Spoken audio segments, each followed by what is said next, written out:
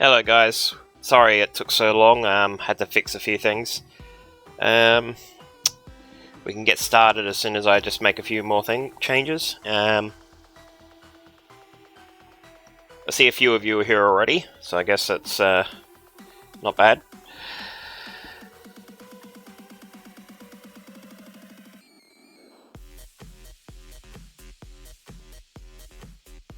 Hiya, Drag. Let me know if you can hear me okay and if the voice to music ratio is good.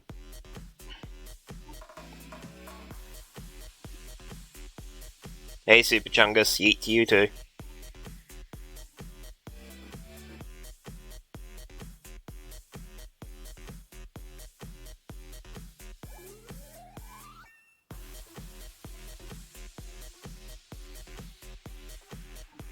Okay, guess I'll get started. Now, the idea of this stream is to basically teach my process.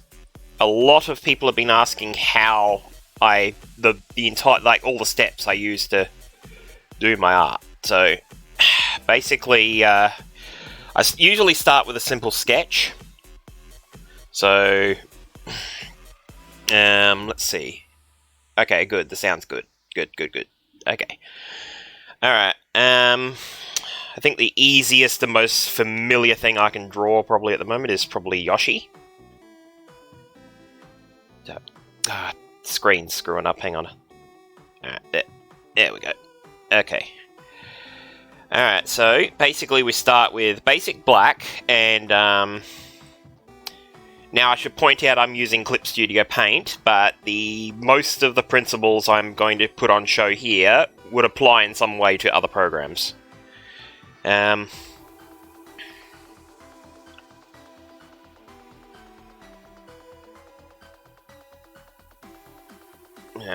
few more of my settings are screwed up, hang on. Alright, so now if you're if your art program has a stabilizer in some way, which is basically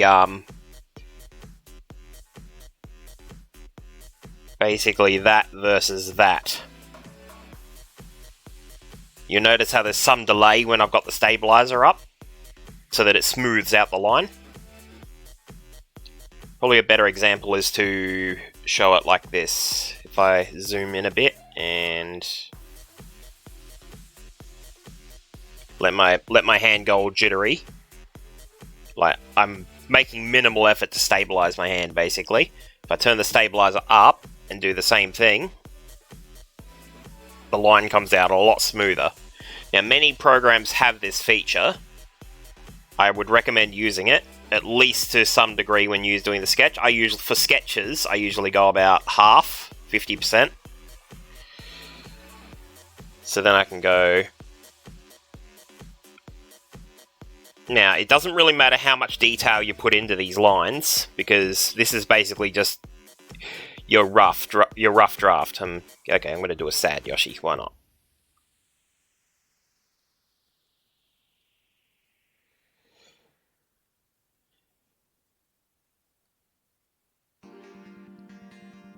Yeah, his nose looks a bit small there, doesn't it? That's what erasers are for.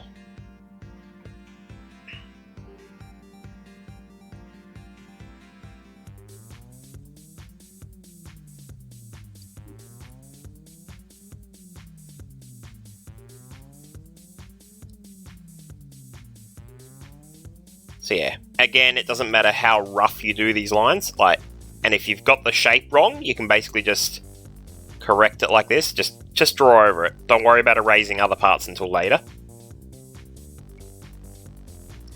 It's basically just to get you to visualize the shape, so that you can basically do a good line over it later.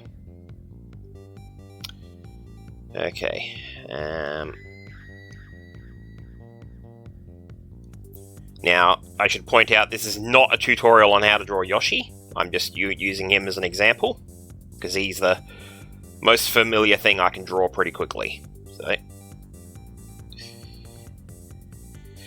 this is a tutorial on basic technique, basically.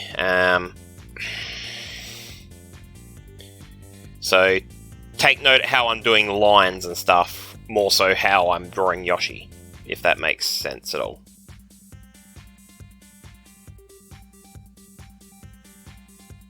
And yeah.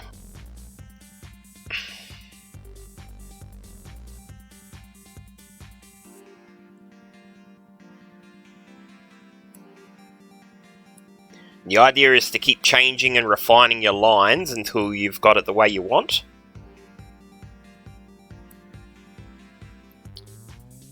So basically just crafting the shapes, basically. Now,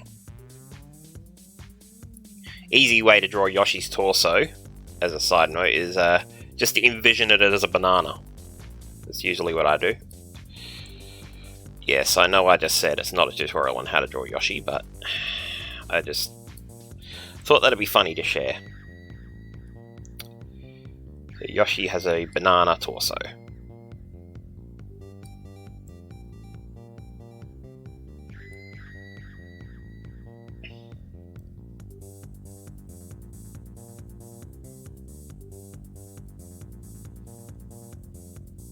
So, and when you're drawing pieces of the character over another piece, don't worry so much about it overlapping, because once again, this is a rough lines. Sketching with rough lines. Now, generally you use the pencil tool for this kind of thing, but I guess since it's a draft, it doesn't really matter. You can use the pen tool if you want, but I generally use the darker pencil type tool. So, I should also point out that you want to make the master copy of your image as high a resolution as possible, and there is a reason for that later.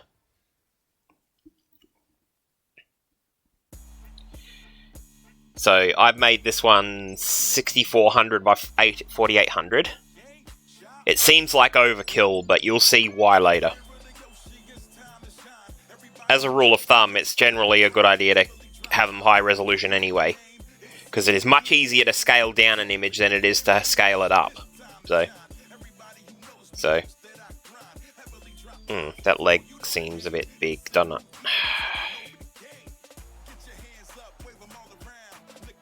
Oh, look at that, a Yoshi song is playing while I'm drawing Yoshi. That's like the second time that's happened.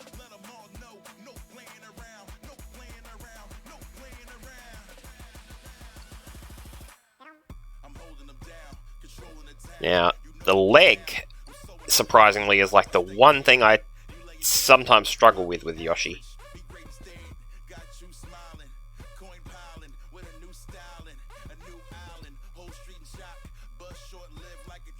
And for the other leg, you basically just repeat the same thing, but put it behind everything.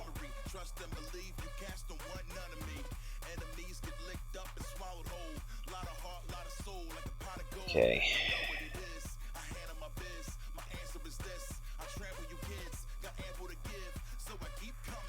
Add a few fine details, like...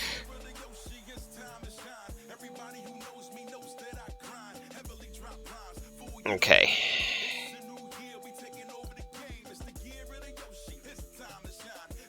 Alright. Does that look enough like Yoshi, or... is there something you think should be corrected before I start doing the actual lines? I'll clean up the circles a bit. Now,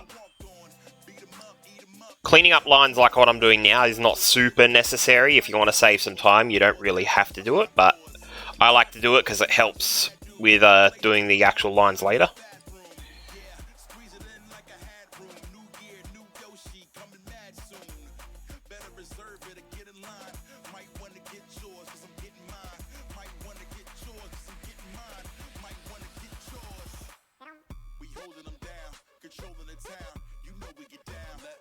It looks like a handsome boy. He does, doesn't he? Yeah. Okay, so now that I look at it, those feet look small now. They were huge before, but I don't know. I'm a perfectionist. I have to. If something looks wrong, I have to fix it. So.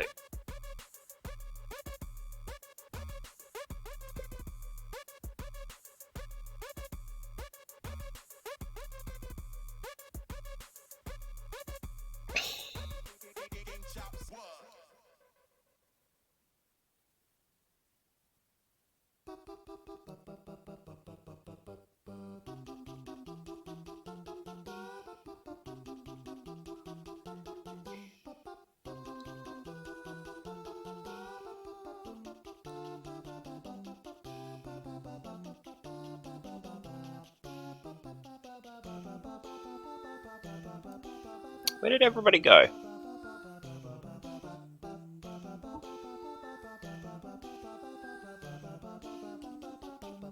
There's only one user left in the chat.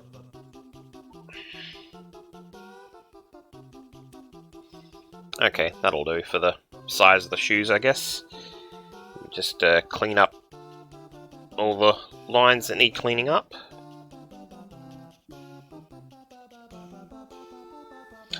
Alright. Okay, so that's a basic rundown. Oh, Adrag, you poofed for a second. What happened?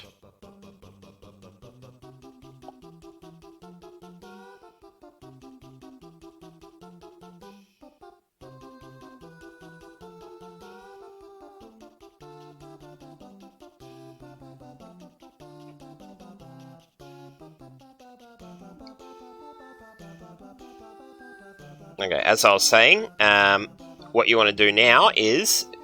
Alright, say I'm not entirely happy with how this one came out, but let's just say for the sake of, you know, moving along, that this is a completed sketch. Alright, what you want to do is make it semi-transparent. I usually do it for anywhere between 25 to 50% opacity. Then we create a new line. Sorry, a new layer. Let me just adjust some things here. Alright, and then I go to the paint tool, or pen, or whatever your program wants to call it. And basically, you want to see... You'll probably need to experiment with this, the size of the brush tip or whatever. The brush size. I'll probably go about 10 pixels. Yep, that looks good. Now, you want to not have anti-aliasing.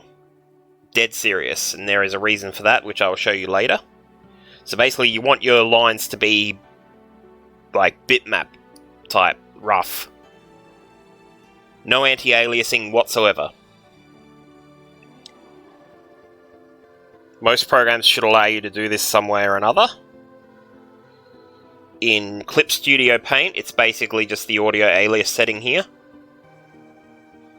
So you go for the roughest one possible, and then basically you want your stabilizer 100% for this step. If you've got one, that is. If your program does not have one, then it does not have a stabilizer, then you might have to find some other way to stabilize your hand while you're doing this.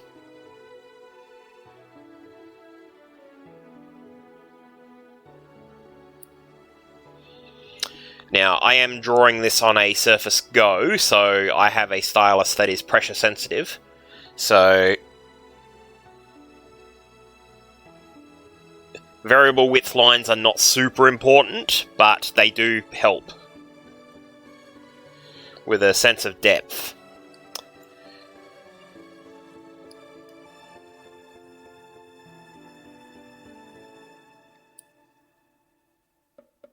And generally what I do when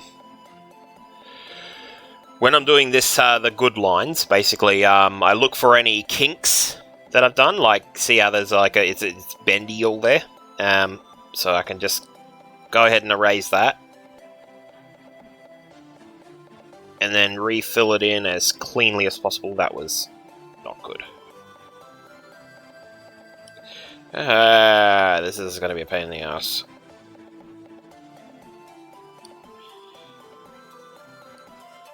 Obviously you don't have to be as much of a perfectionist as I am, but...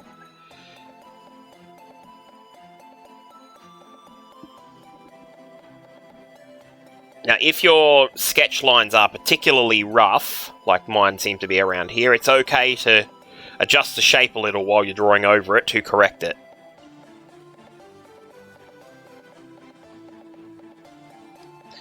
Now, the reason I said to use no anti-aliasing is that makes filling in the colours later a lot easier.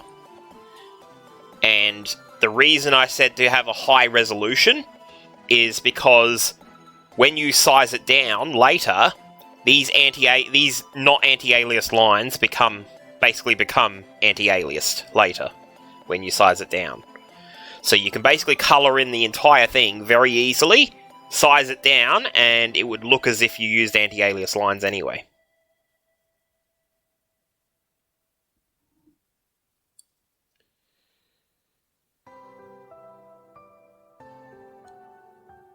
So yeah, just continue filling in the lines like this.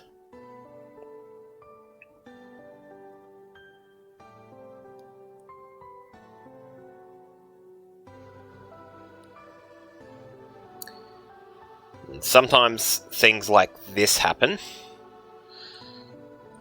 So again, you just do what I did before.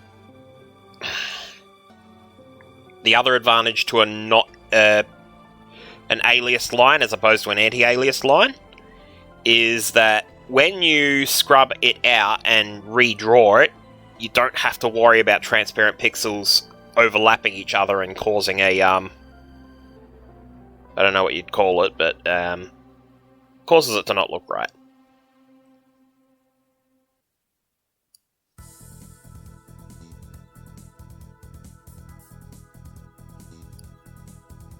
Yeah, I'm still... Man, I am messing this up in all kinds of ways. Screw it, that'll do.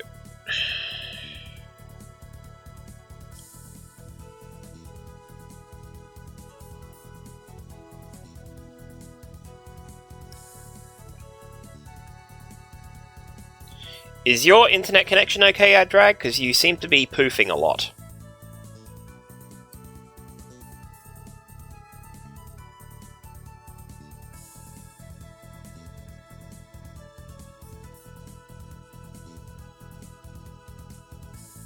Ah, no.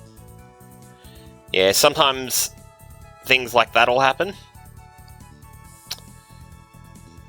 Especially when you're using a tablet screen.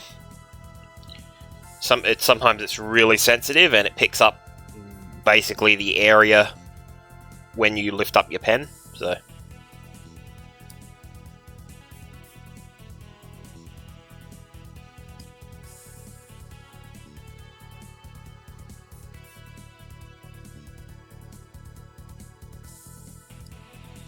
okay, from here I'm just gonna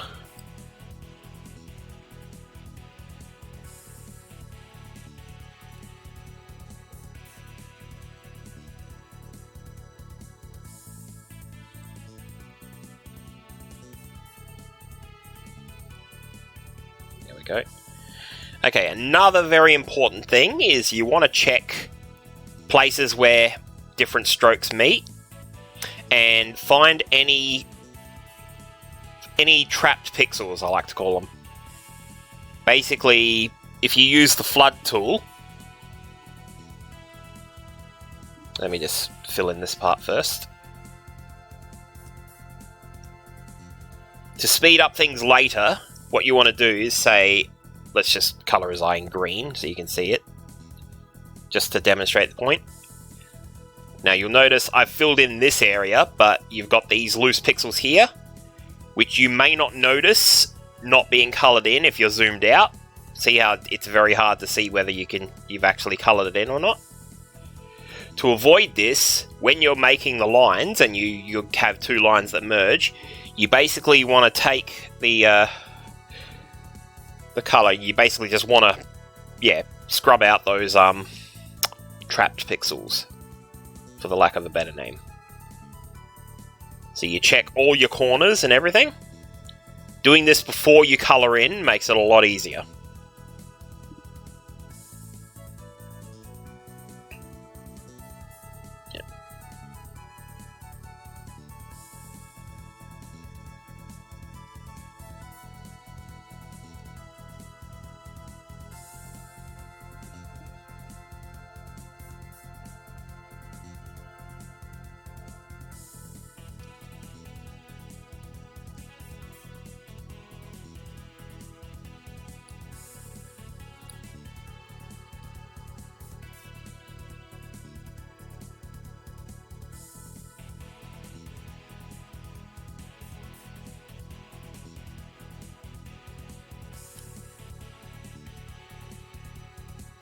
Okay, and then we finish off the rest of the lines. Sorry to say, but this is going to be the boring part where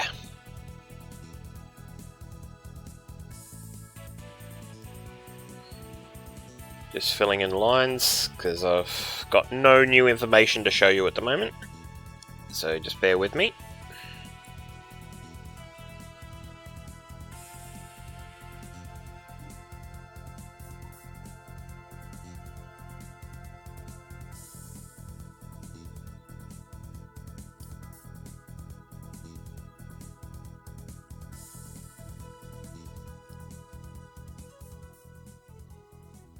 Trying to think of other line art based things to point out.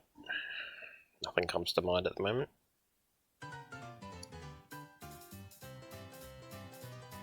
Hi, shotgun. Shotgun revolved.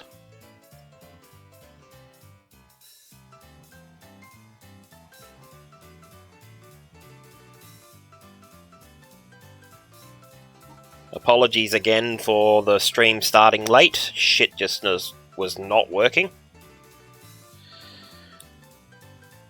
Had encoding overload issues on my Surface. The connection seemed to be fine, but CPU just wasn't having any of it today. So the only way I could fix that was to switch it to hardware encoding. So, which thankfully my Surface supports. So, otherwise there'd be no stream today.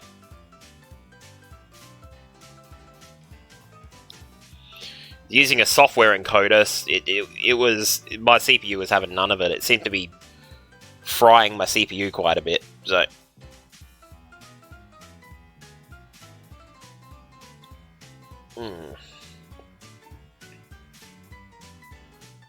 I did speak of your name, yes.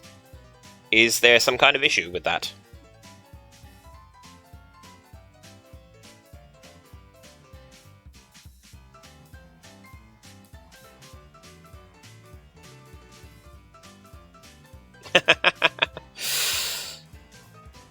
I mean, I like to think I'm your friend. I like to think I'm everybody's friend.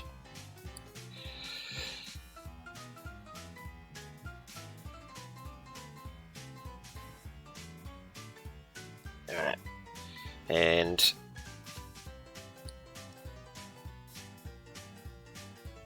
coming up, colouring techniques, but obviously I've got to finish the lines first.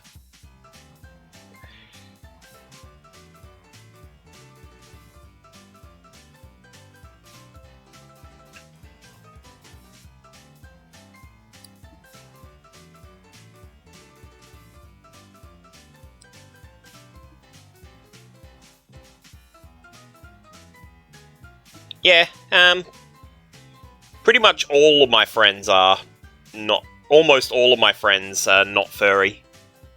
Like, I have furry friends, but they're mostly all online, so everyone I know in real life is not furry. They know I'm a furry and they're very accepting of it,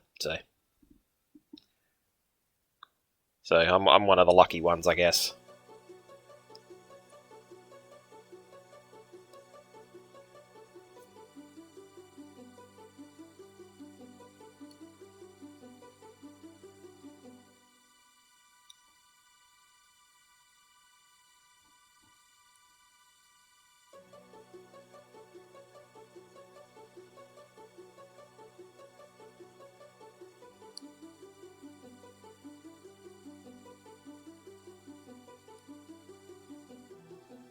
Okay, I think we are done with the good lines.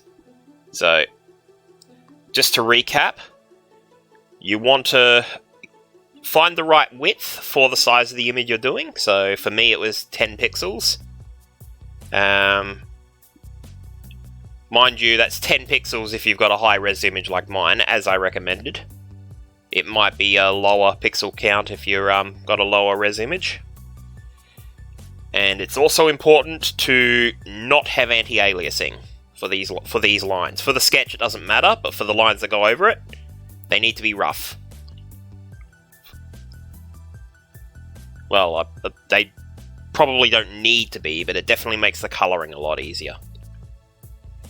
Alright, now, onto the colouring step. So, now that we've done the sketch, you can either keep it or remove it. I generally remove it. Alright. Now the next part is a little bit tricky. I'm going to pull up a Yoshi image to just get a colour reference. I hope I got a Yoshi image. I don't want to have to go online for one again. Oh yep, there's one.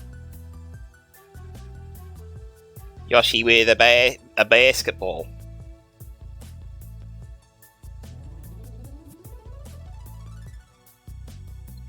Alright, so... Alright. Now, here's a trick I use to basically give it a better feeling of depth.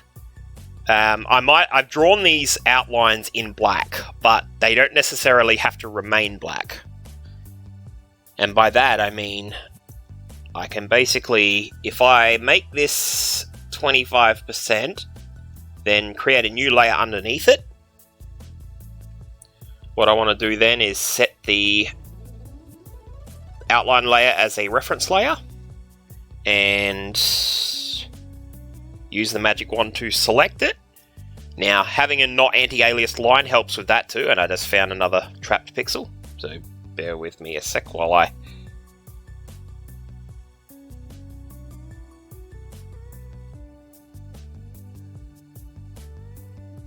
just fix that. There we go.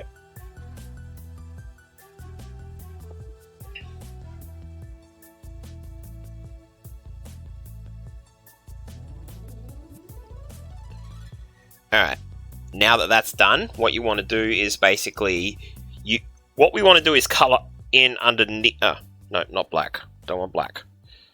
Alright, colour in underneath these lines before you colour in around here.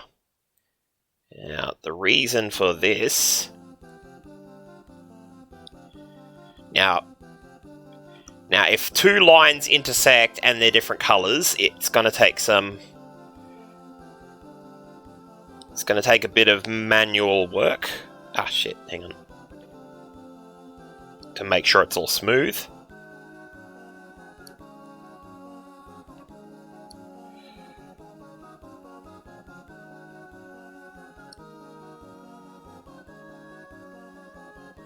Now, I make it easier on myself by basically drawing on all the parts that intersect first.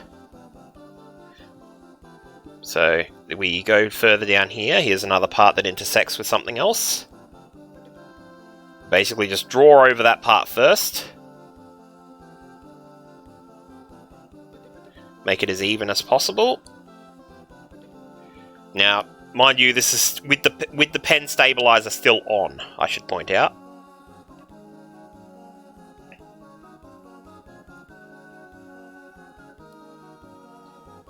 Because that definitely helps with Okay, now this part on Yoshi in particular is going to be a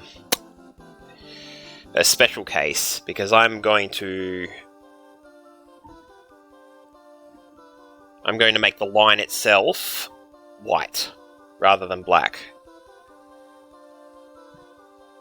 because I want the whole thing to be white and I just want it to act as a boundary. So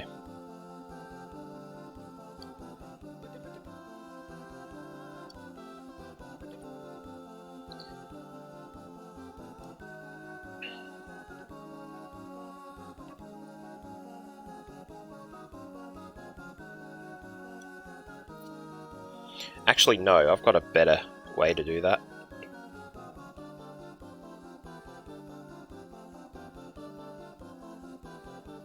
I'll draw it on the layer underneath.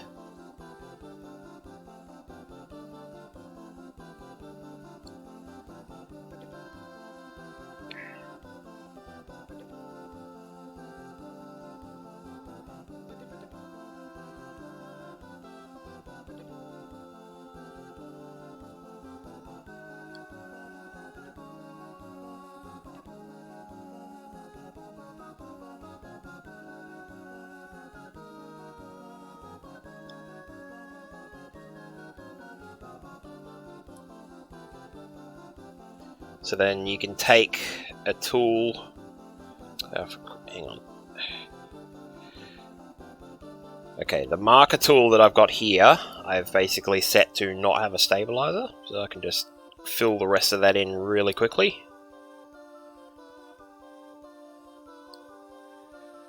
Alright.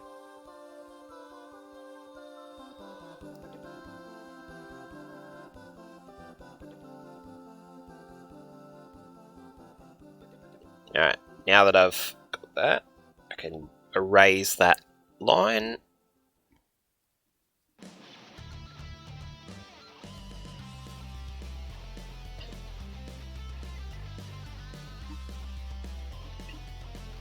Alright, select that again.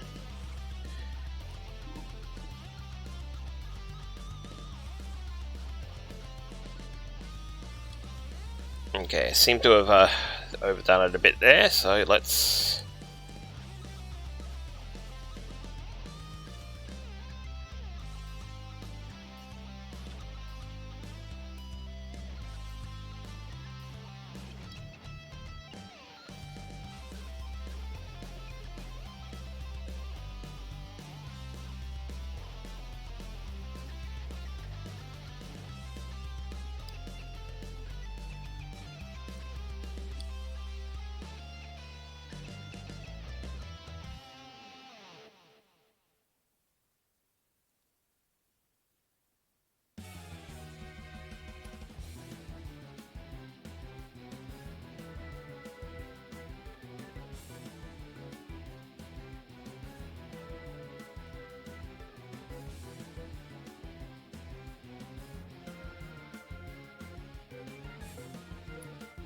Now, what I'm doing now will make sense later.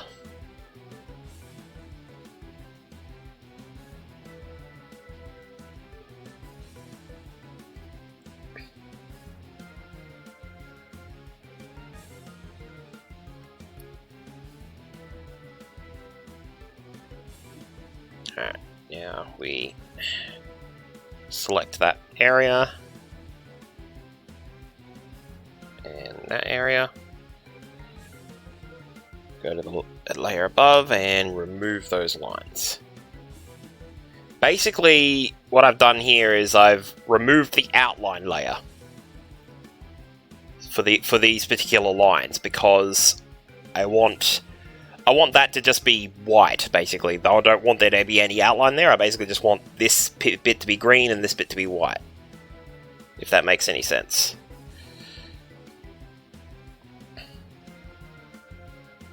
Alright, so now what we're going to do is select the entire layer again.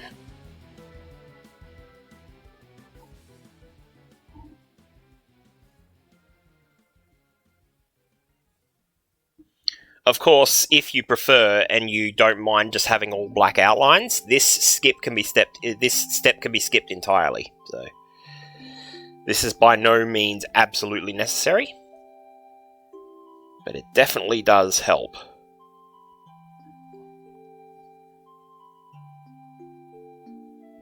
Alright, now what I'm going to do is, this is a very important technique too. What you want to do is create another layer underneath your color layer, so that you don't accidentally overlap anything else that's already there. So basically, I'm free to just go bleh, bleh, bleh. Wait, no. Messed that up.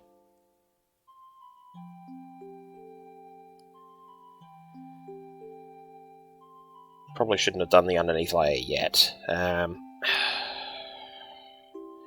God, I am not thinking straight this morning.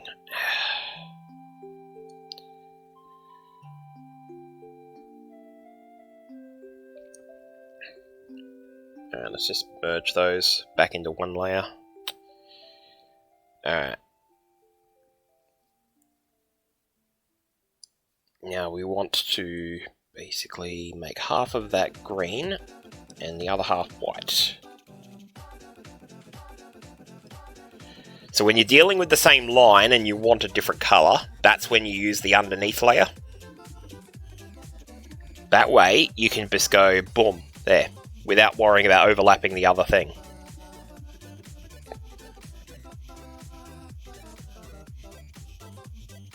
And I can just go boom here.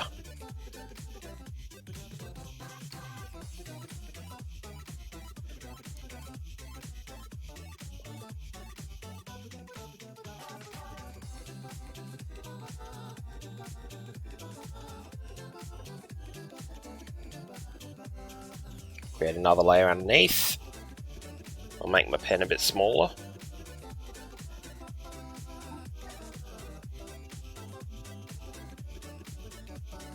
Oh, I appear to have...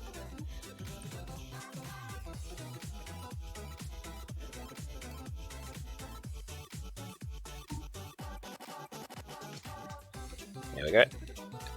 All fixed. Alright. And then when you're done at those cross sections, you basically merge any color layers together. The only layer that should always remain separate is this outline layer. Alright.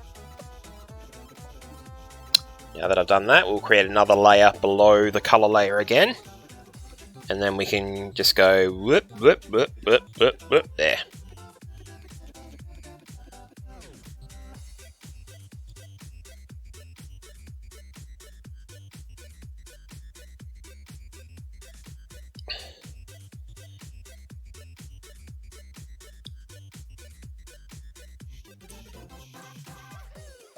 Use the eraser to remove any colors that shouldn't be there.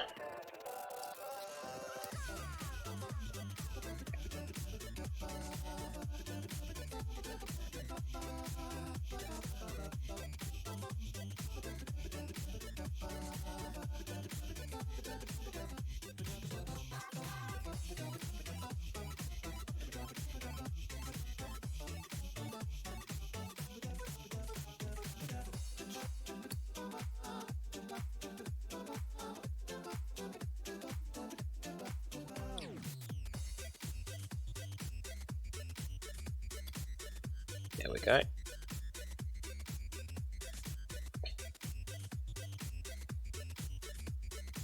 Alright.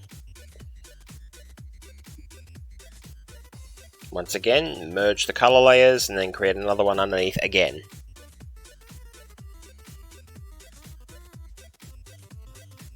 So that basically just that makes all the colors one layer.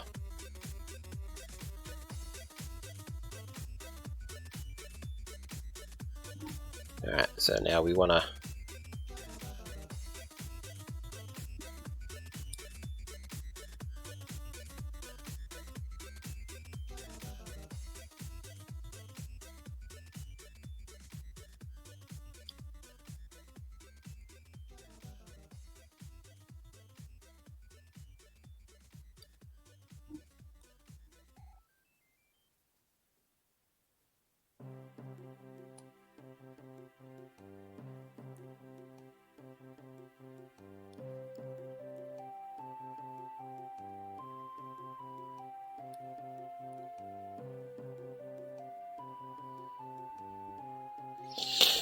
okay.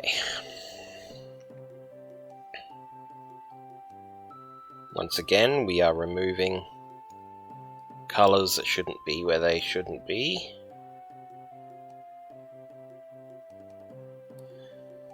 For erasing lines like that, use the stabilizer.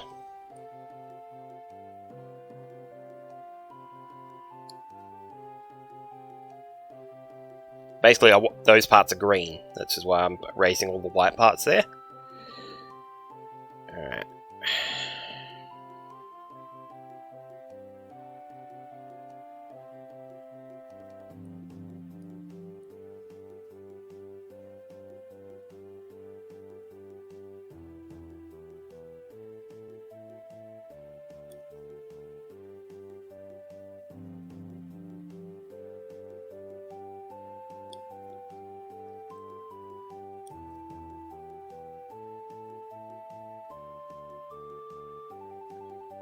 Okay.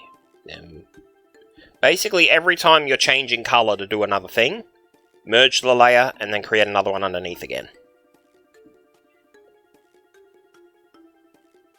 And by doing it on the one underneath, you're basically ensuring that you don't just write over the color that you just did.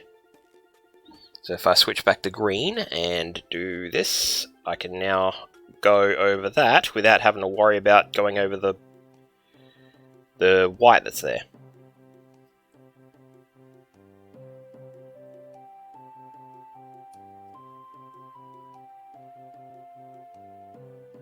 And let's see, is that the rest of the green that needs? Oh, of course, need to do these little pausies.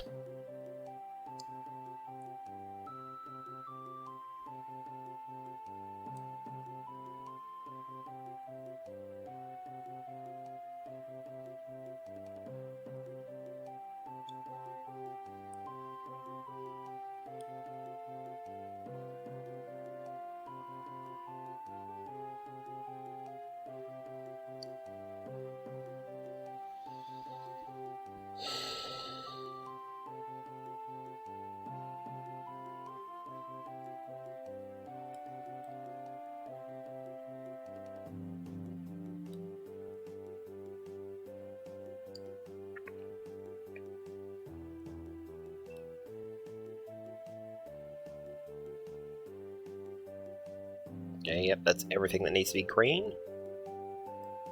So we'll get rid of the green and blacken the nostrils. Alright, let's focus on the saddle now. Guessing that's just, yeah, that's close enough to white. I'll just make that white. Okay. We want to once again merge the color layers and create a new one underneath.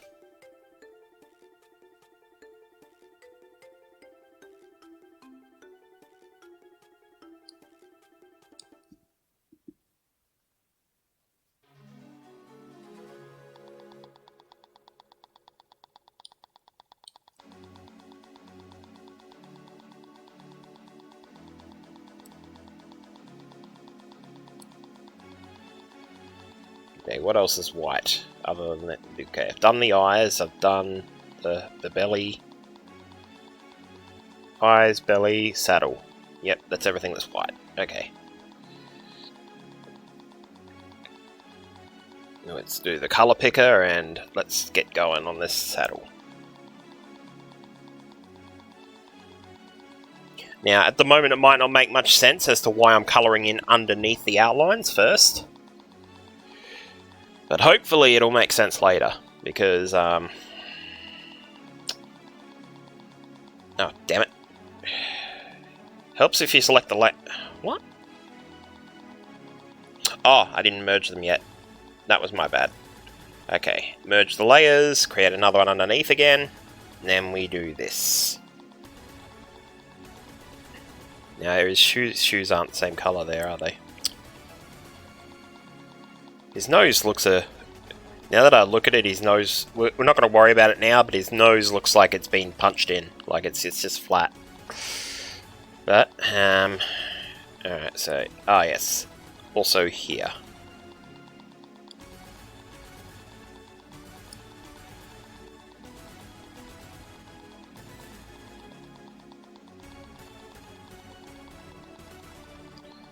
Okay.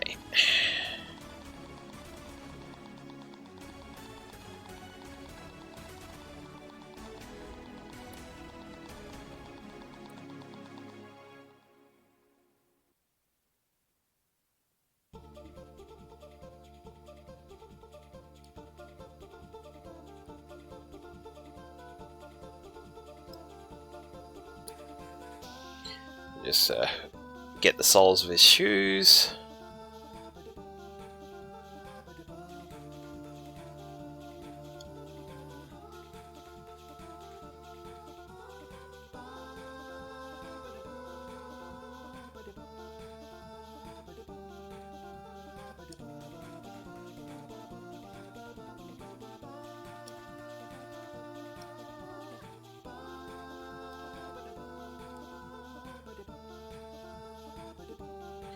Okay, now, if I am correct, there is just one colour left to do, so this will be the final time we need to merge the thing and create a new one.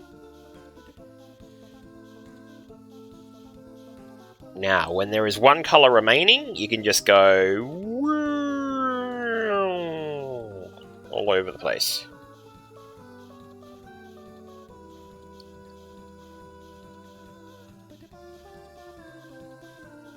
Alright, merge the colours a final time.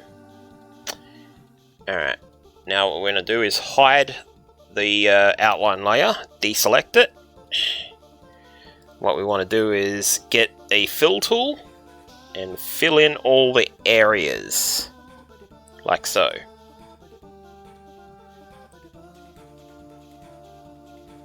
Now, we've hidden the outline layer, so don't worry about the fact that you can't see any outlines. The reason we've hidden it is so that it doesn't accidentally pick up the darker colour when we're using the colour picker. We basically want the colour picker to get the exact colour from the outline and basically fill it with that.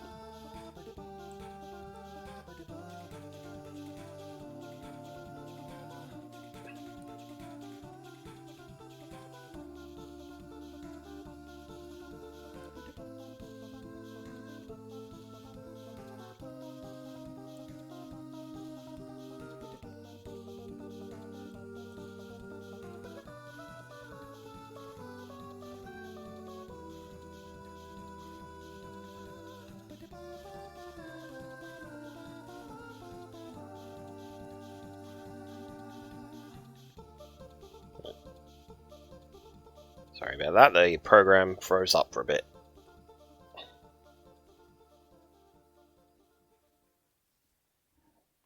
Alright. And we fill in the rest of it. Oh, I seem to have missed a bit here. What's that about? Oh, okay. I don't know how that happened, but there seems to be a easily fixable mistake there.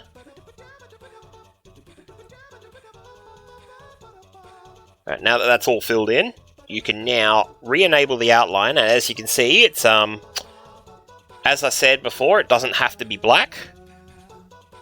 But you can, because there's colour underneath the lines now, you can now adjust the opacity of the black lines to get the desired outline shade you need.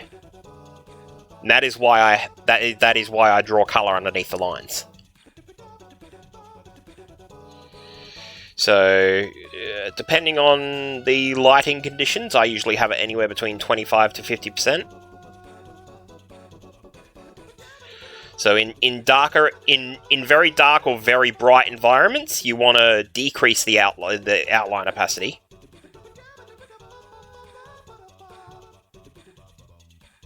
Hi, Linko de Mayo.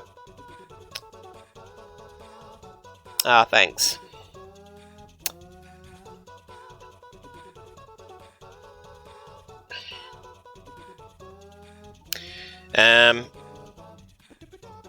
You've kind of missed most of the lesson though, unfortunately, but hopefully you can enjoy my drawing. I still have a premium membership with Picardo, so you should be able to, if you want any lessons, you could probably go back and watch the video again afterwards.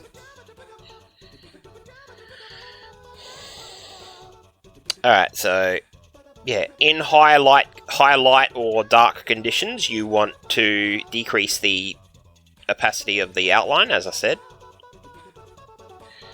And in what do you call it? Mid light conditions, I guess, you want to increase it. So I don't know, have it 50% or something. And of course, if you just want the full cartoon style, 100%, and just have everything black. That's fine too.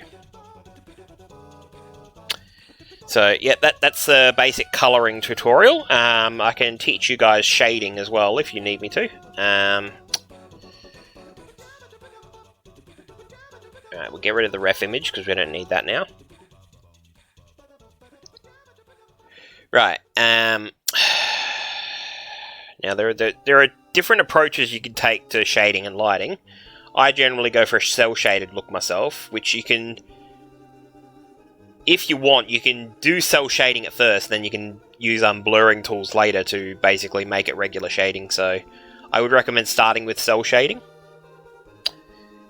Now, this requires a bit of envisioning, like you've got to basically imagine where the light's coming from, so if we create some reference points for the light, we do that by basically just making arrows. So let's see, we want the... let's help if I black that. So we basically want to just make some arrows to give ourselves a reference as to where the light's coming from.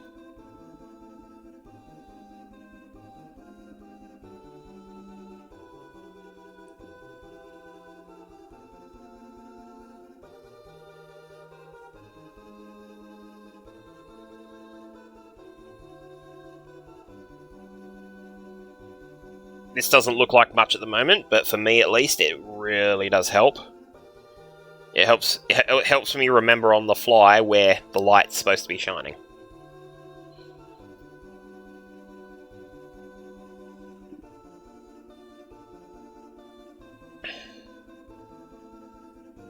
So if we have like direct sunlight on your, or not, doesn't have to be sunlight, but you know, just any kind of light whatsoever, those little arrows will help. Alright, now what you want to do is basically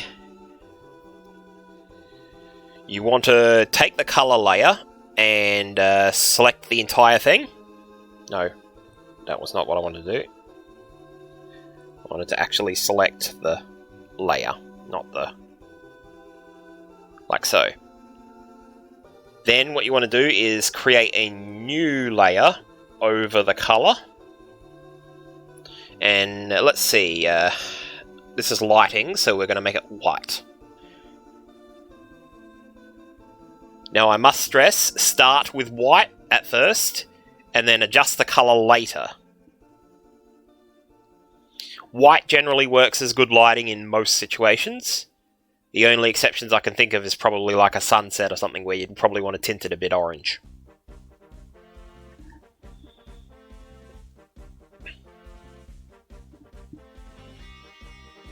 So now basically...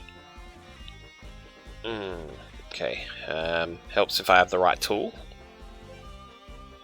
So, following these arrows, you basically imagine there's light shining on him, like so. So what we don't want to do is...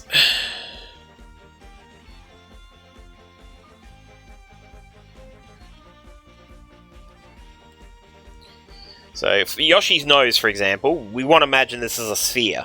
So, you basically want to...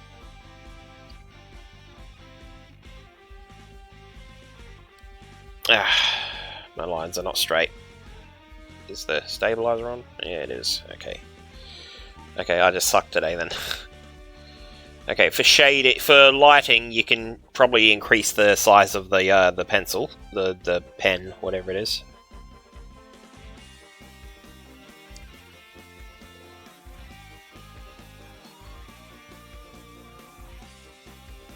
And with the stabilizer on, you basically want to...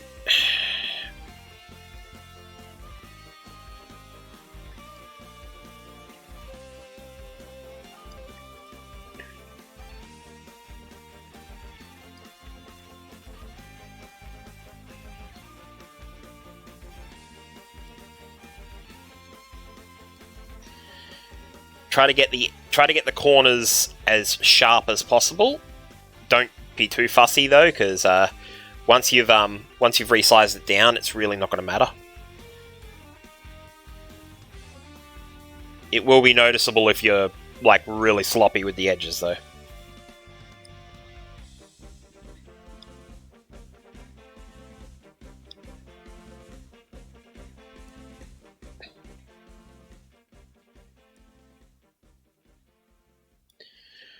So you want to imagine which direction the light's coming on him, and basically the more parallel this surface is with this light, the thicker you generally tend to make the line. Like so.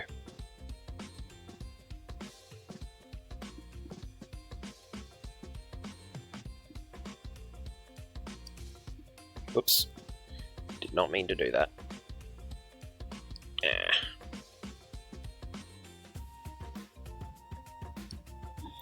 Okay.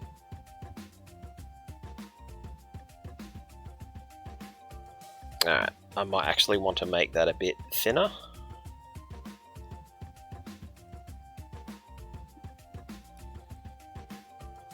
So, as the direction of...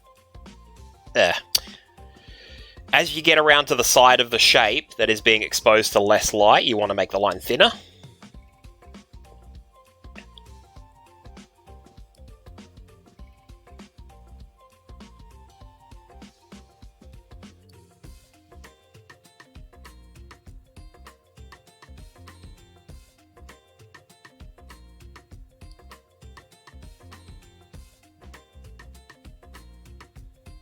Okay, let's do the same thing for his eyelids.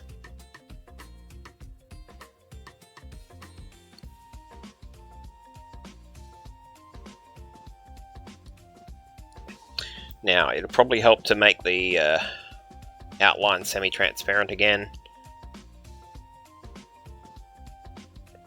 That wasn't the outline. Alright. Just so we're sure that it's important that you do the shading, the lighting and shading over the outline as well.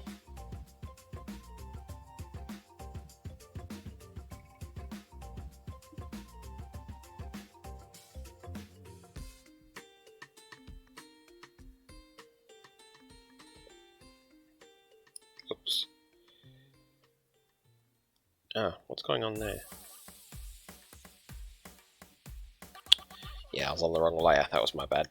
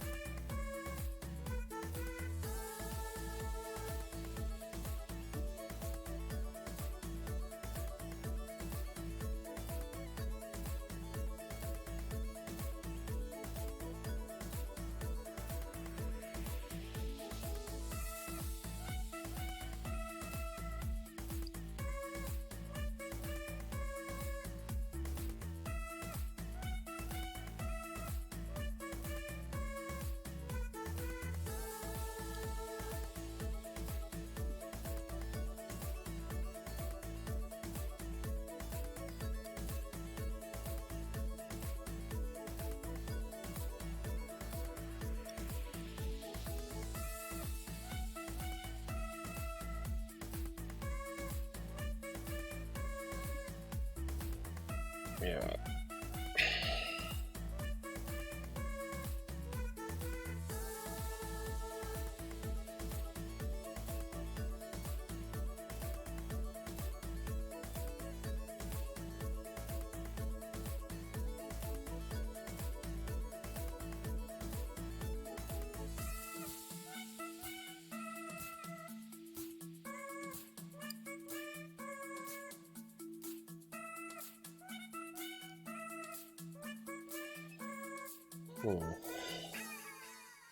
Yeah, we're gonna have to do some tricky unselect the layer. We're gonna need to do some for parts where the same color meet and you've got an outline that's in between them. You want to deselect everything and then select the outline layer again. And for oh damn it. Man, I am not on the ball today.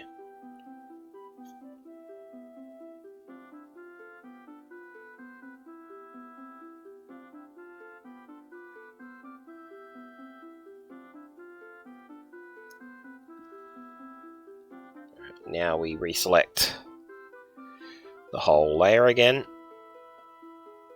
Apologies if this is confusing you. I can't word today.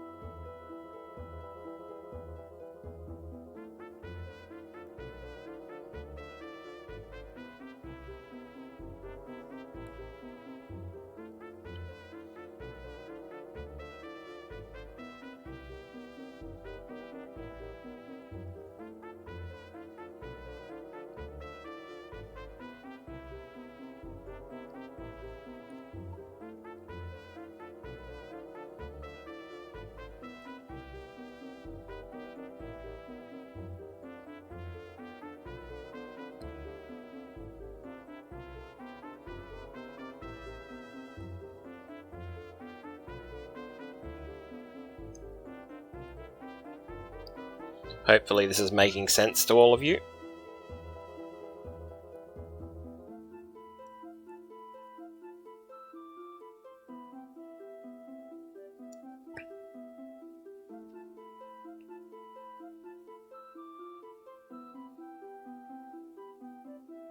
Okay, I think this one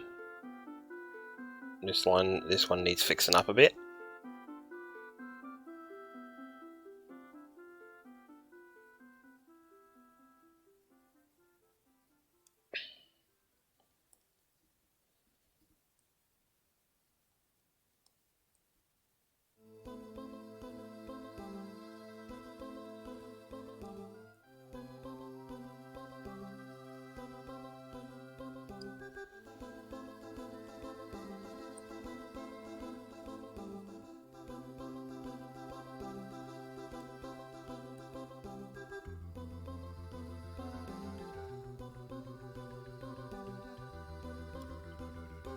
Trying to smooth out that line as much as possible.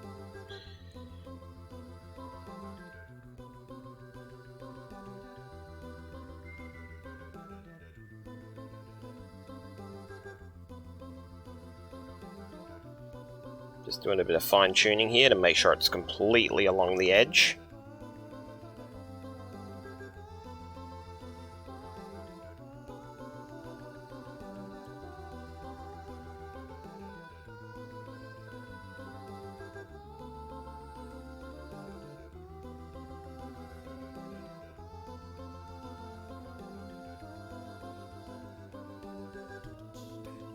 Oh god, what have I done here? Oh, okay. Looks like I might have drawn on the wrong layer here. Alright, let's fix this up.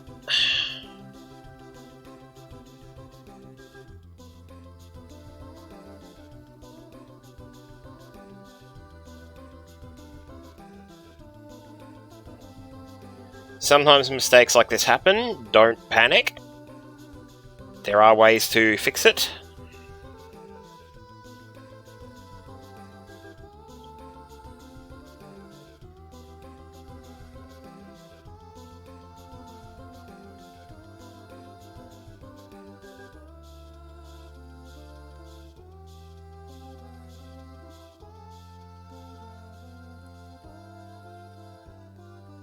Like so.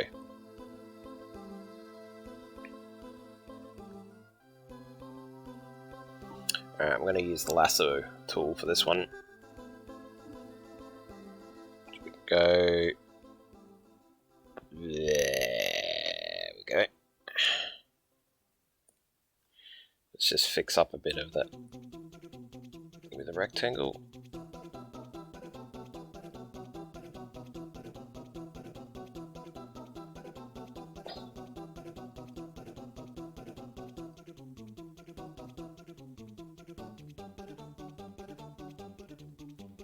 Alright. Oh shit. Now what we want to do is toggle the alpha lock. For fixing things like this, if you've got a bit of selection outside the area, you want to turn the alpha lock on to stop it from overflowing like I just did. Alright, now... Yeah, I've screwed that bit up too. I could probably just use the fill tool for that part. There we go.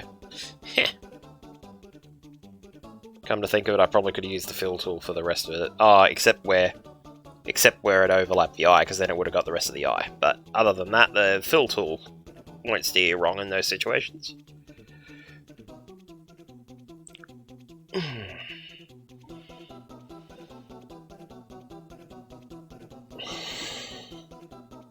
Alright, let's get the light layer back.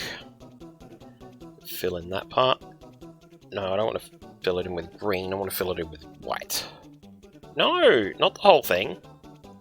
Why is it filling in the whole thing? I'm on the... yep. I showed the layer, but I didn't switch to it. Okay.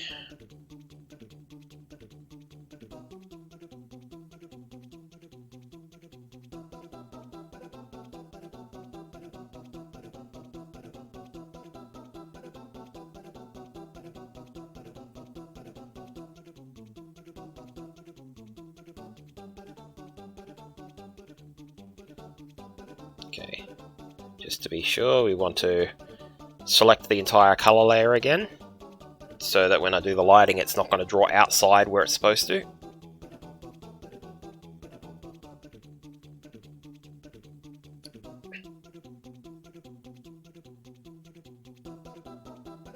Alright, now, for objects that are behind other objects, you need to think about the 3D... Think about it in a 3D space. These spines here, for example, would be in the center of the back of his head. So you basically want to make a cutoff point for the lighting to make it look like the sides of his heads are actually shading part of it. So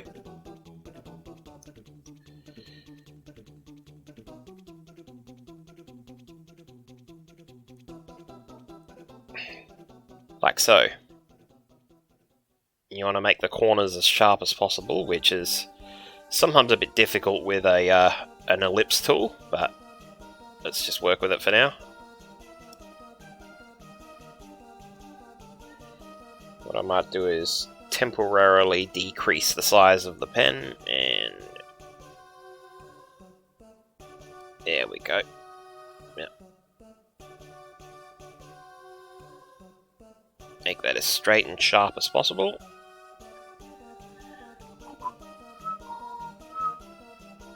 Okay. You basically want to do the same for each of these.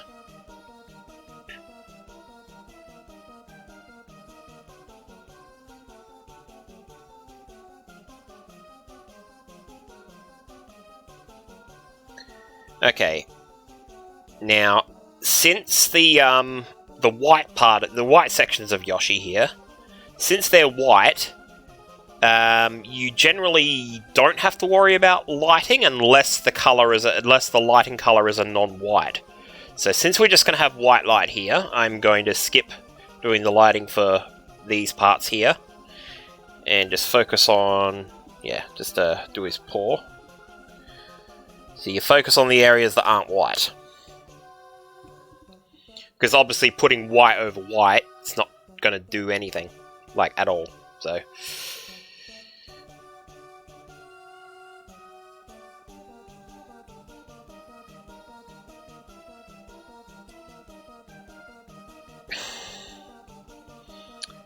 Alright, so... we're going to once again do some lighting here on his spine, and we're going to section a bit off for the cutoff point.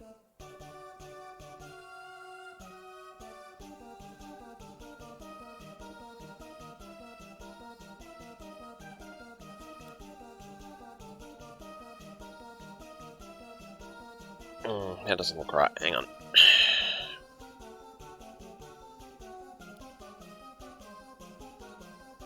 Hopefully that's better.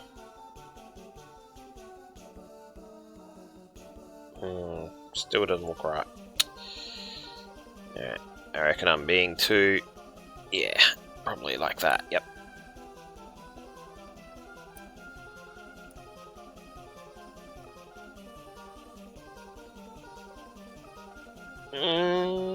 Maybe? I think maybe I need to decrease those cutoff points.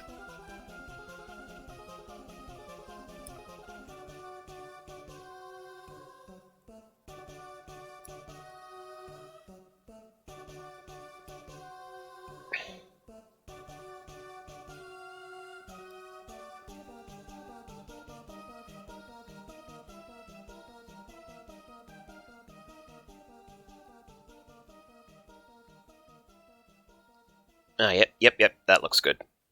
Because I'll be, for the shading layer, I'll be putting the shading layer, like, directly down there, like that. And that'll, overlap the, where I've cut them off there. Alright, now we'll focus on his little pawsies.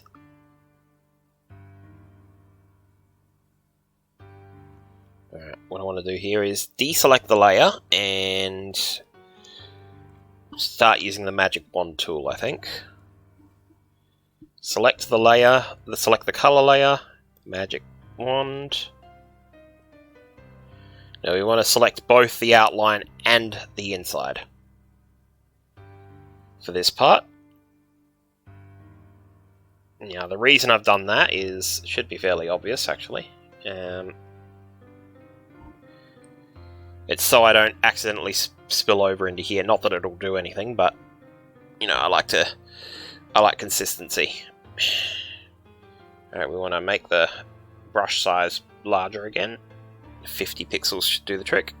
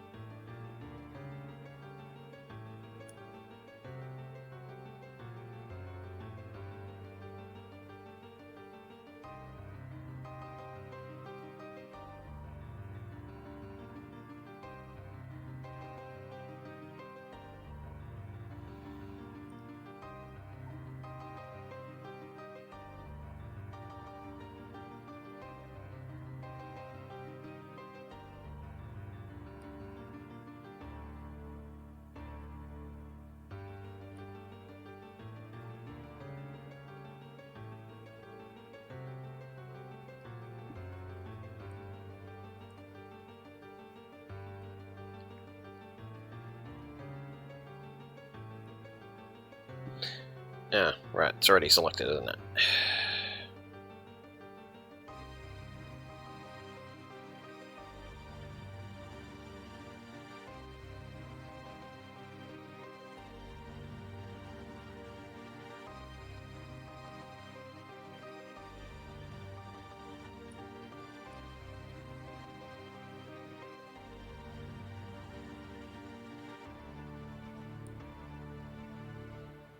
Alright, let's select the outline, just for the sake of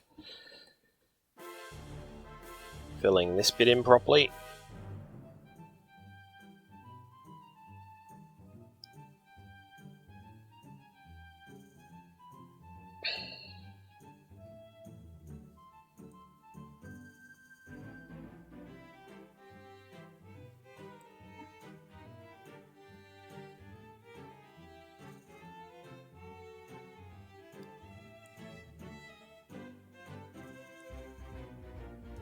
Oh, god damn it.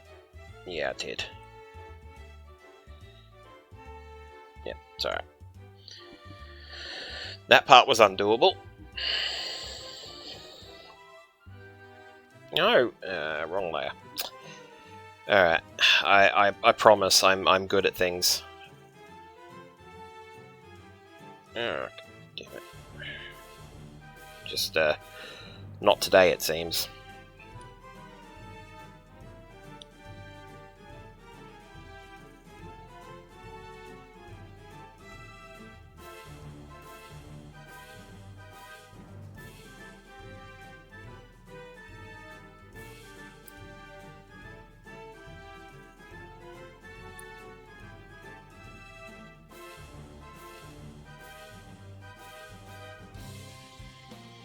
Alright, we'll make the top of this a bit thicker.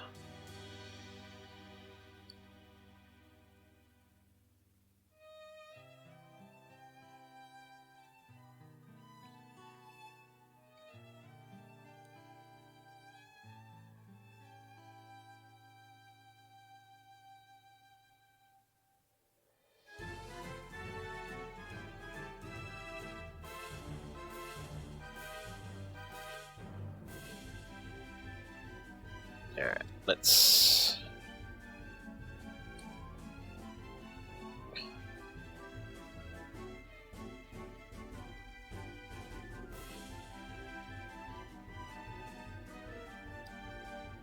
I'm drawing on the color layer again. Jesus. Why? Why am I so stupid? Yeah.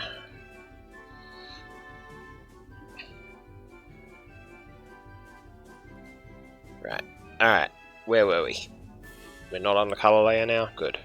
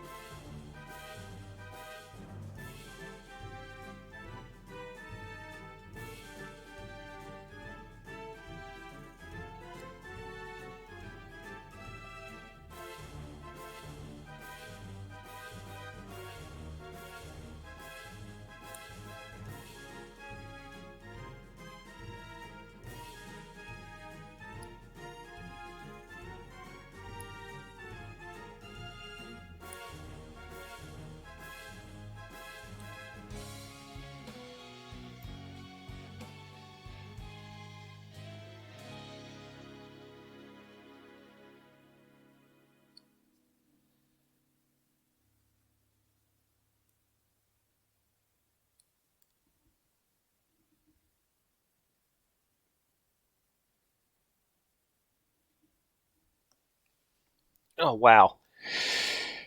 Someone just joined and I can't read their name because it's so bright on the monitor I'm using.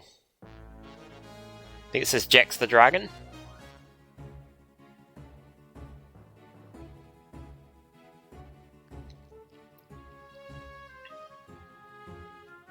If it's possible, can you change your name to a darker red?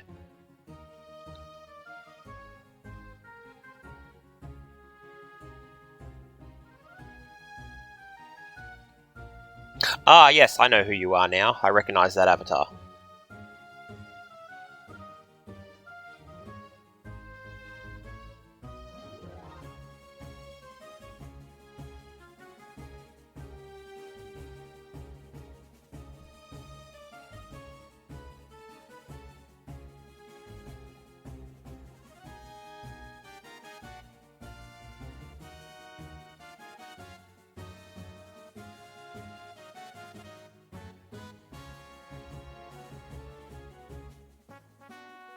Oh, I also wanted to point out the new...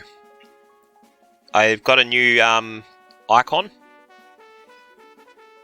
on the bottom right corner of the stream.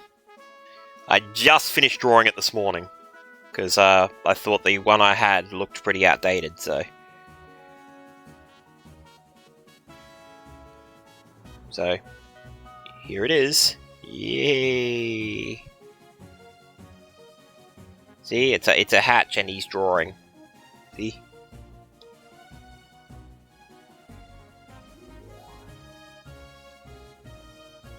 And he can fly. Alright, that's enough screwing around. I'll just put him down there, and I think that's where he was. Yep, there we go.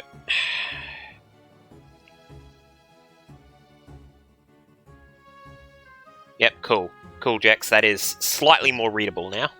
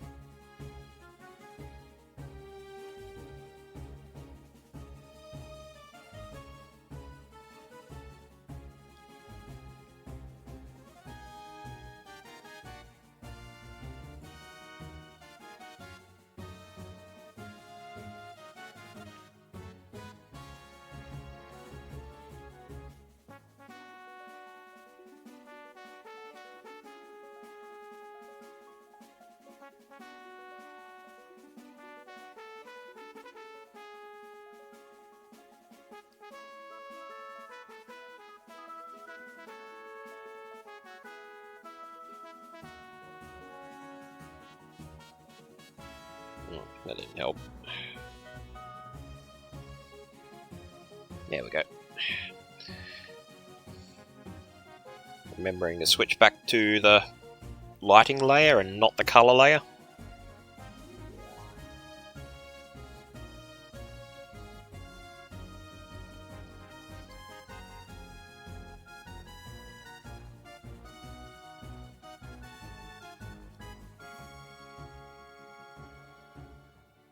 Ah, damn it.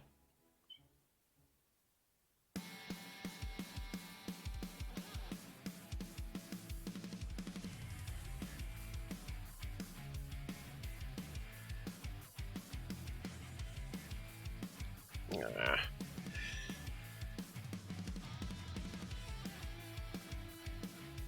There we go.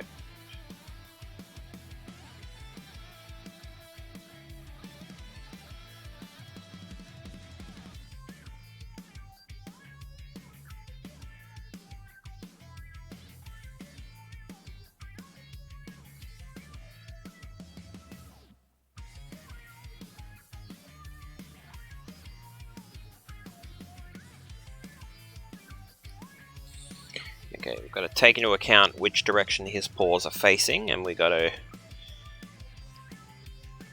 Of course you miss a pixel. Why wouldn't you? There we go.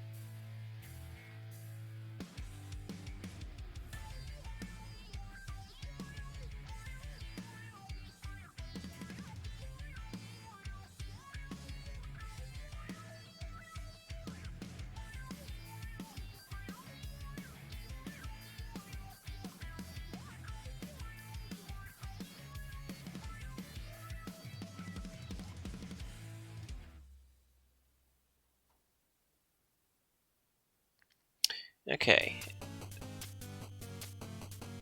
Most pores don't look even. I think the lighting line on this one needs to be a bit bigger.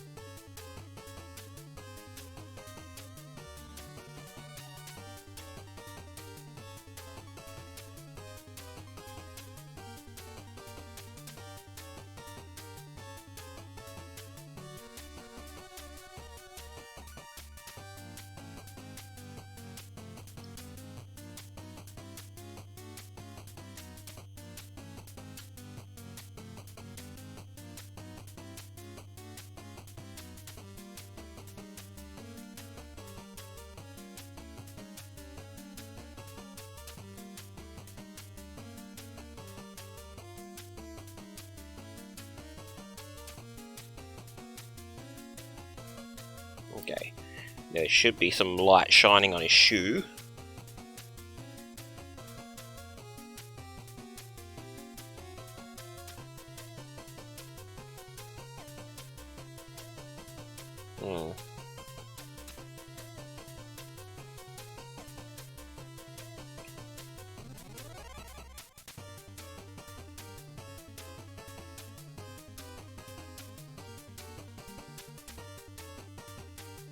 Just fix up these stray pixels here.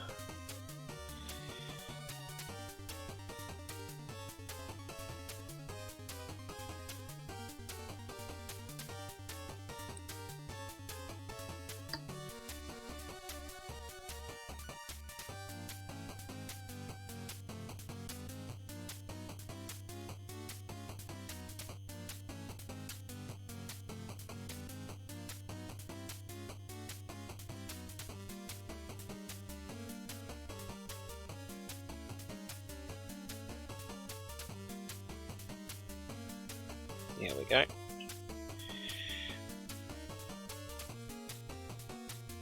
Set that back to white. We are going to want to select these areas.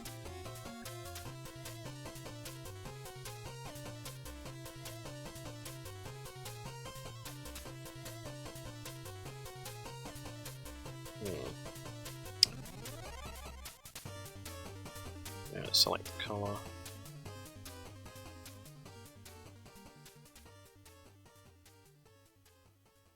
There we go.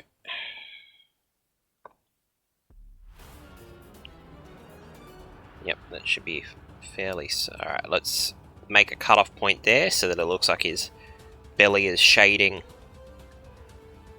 part of the shoe. Pretty much the same principle as what we did with the spikes. The spines, whatever they're called.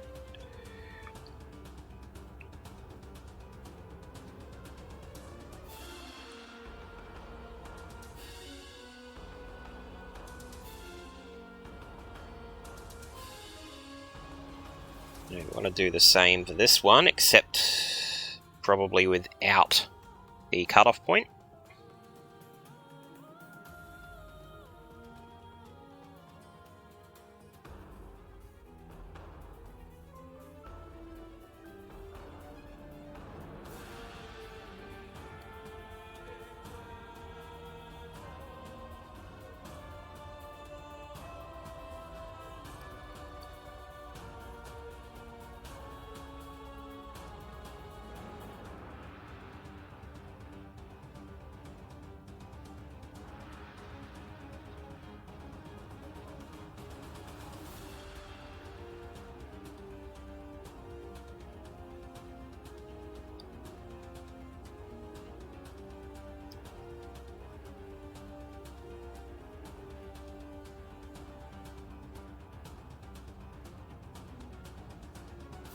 Okay, so we've got his body craning up this way, and it's probably going to block this section of his shoe for the light, so I reckon we only have to do this front bit here.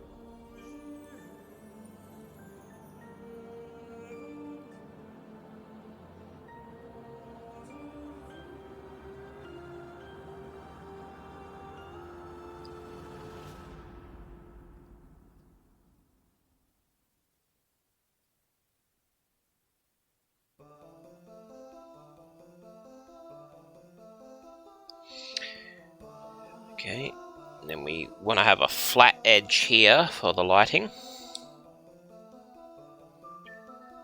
just to make it look like his leg is cutting off the light there. Now I might want to make that a bit thicker.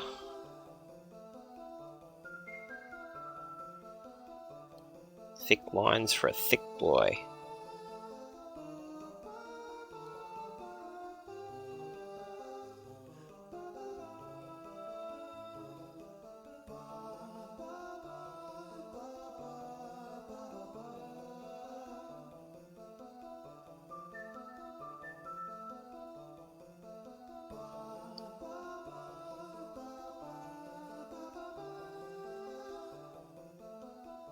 Okay, now let's do his saddle now.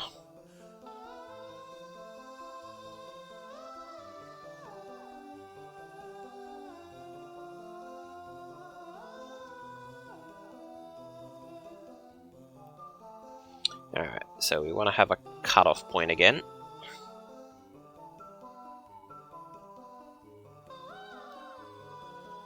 It's about here.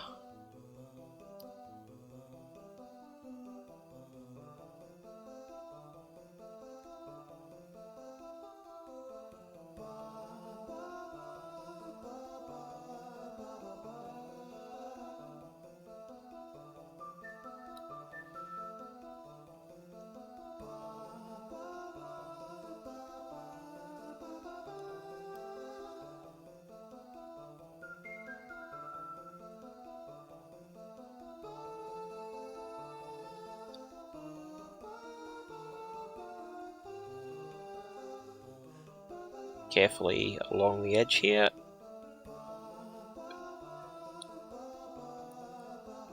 Erase any protruding edges. Now we fill.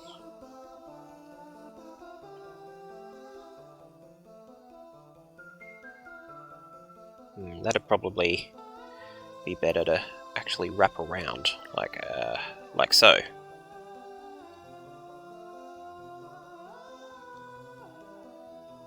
Alright.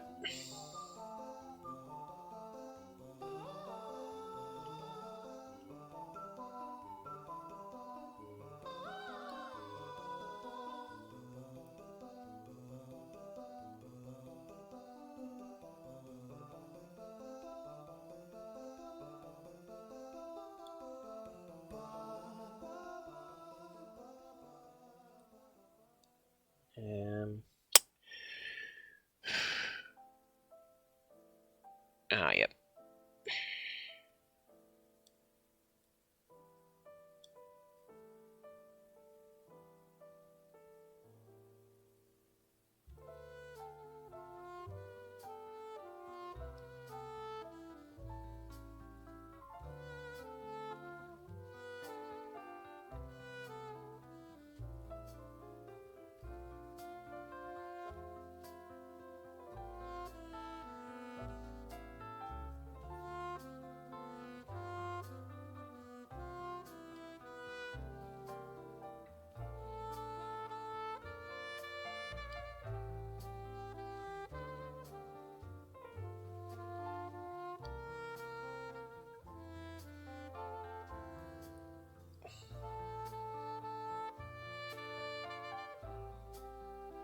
Okay, I think that's all the lighting that is necessary for the basic lighting layer.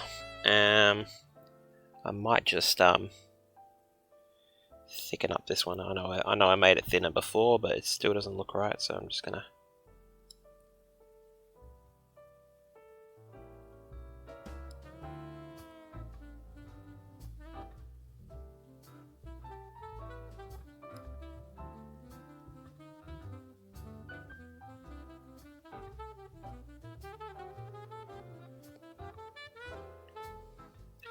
Alright, now what you want to do is you take that layer you just made for the lighting and you do two things.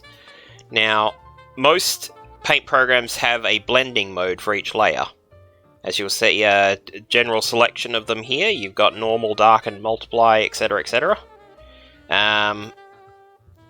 This is a standard that I think Photoshop did first, and then other programs pretty much came along and basically did the same thing later. You basically want to make it a light layer, so soft light maybe, yep, like that. And what that does is it basically blends it in a way that makes it look like it's a light. It tells the program that it's a layer intended for lighting, basically. Now we can also do hard light. No, that just basically makes it white again. However you do it, let's see what vivid light looks like now. So of course it's going to be the same thing. Linear light? Yeah. Soft light's the only one that seems to make a difference. If you're not happy with the level of lighting it does, you can also fine-tune it using the opacity as well. So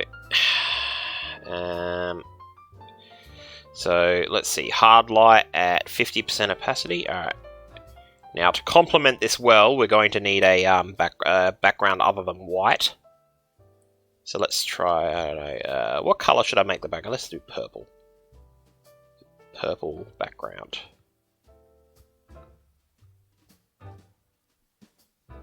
And let's do like a mid-color purple. And then we're going to make a gradient layer. Let's see, new layer, gradient. Ew, ew, ew, ew. No, that's not what I wanted to do at all. I wanted to do, yeah, there we go. Alright. Now we want to adjust the layer. This is it. Dang it. We want to reverse that gradient. And then we want to move the direction.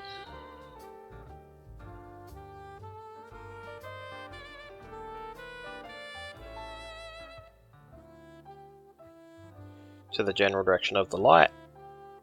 Which, I don't think I followed the arrows exactly, but it's, it doesn't really matter. Alright, let's get rid of the arrows.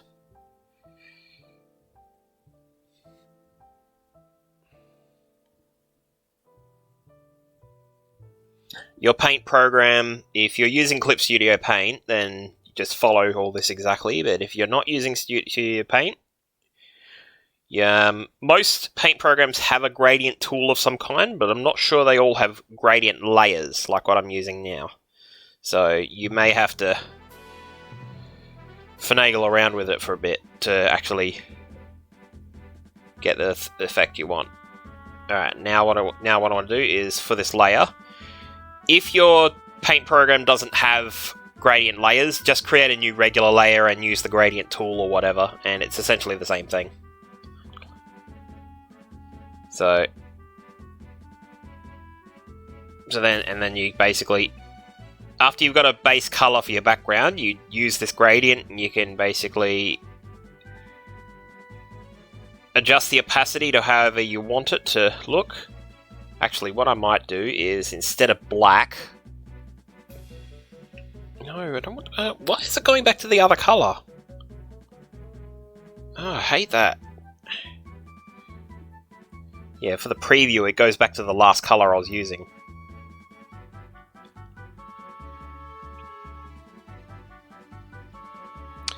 Alright, so instead of...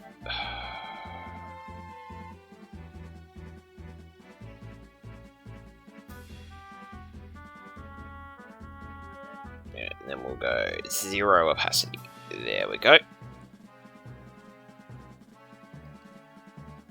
Now it can stay true to the colour that it was, instead of having black on the bottom.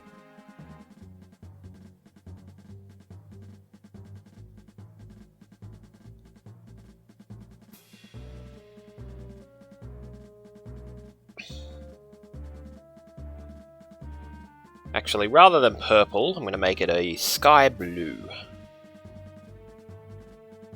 So it looks more natural. Alright, now...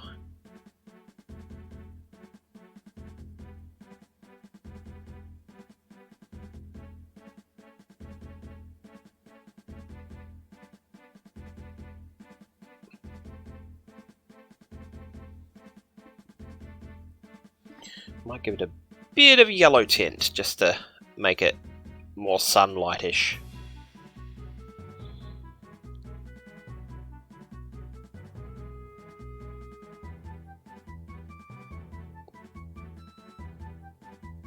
Yeah, can I make this circular? Yes, I can.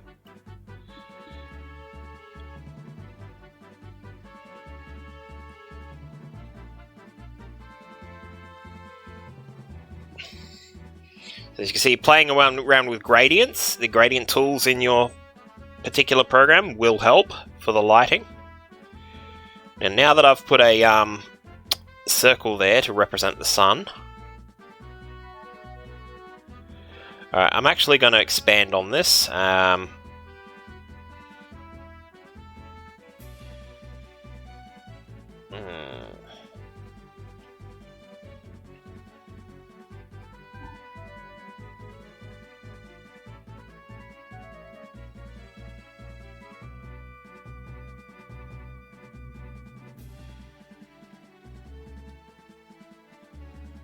There we go.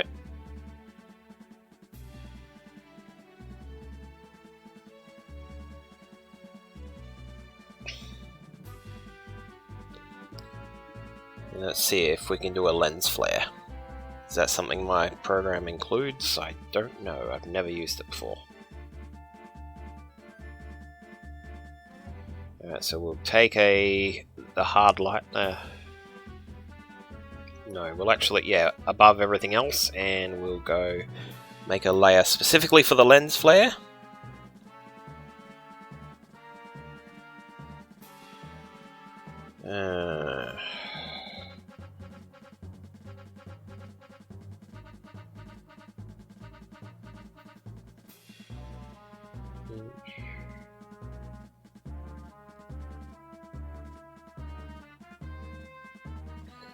There appears to be no lens flare effect in this one.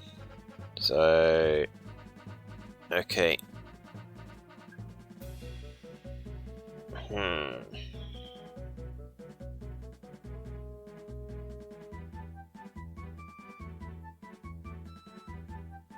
Yep, no lens flare. Okay.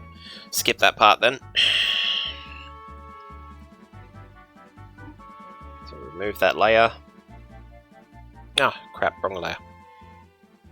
It's a ghost. Ooh. Yeah. Okay.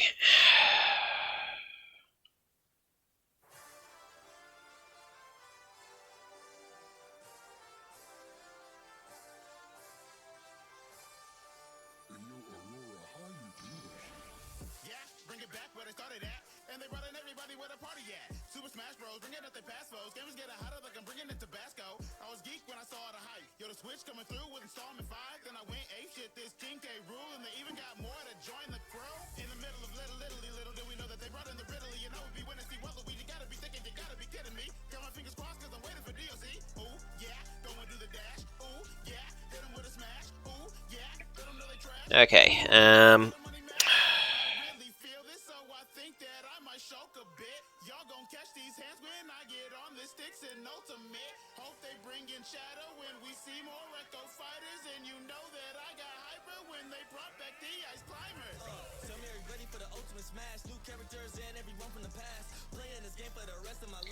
okay.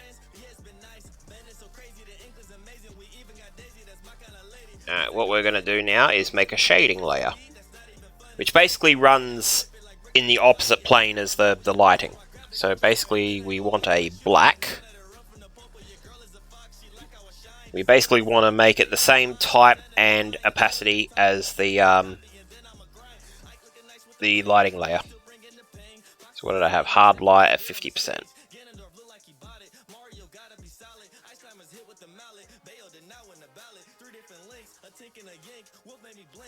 Oh, right. Should probably select it first.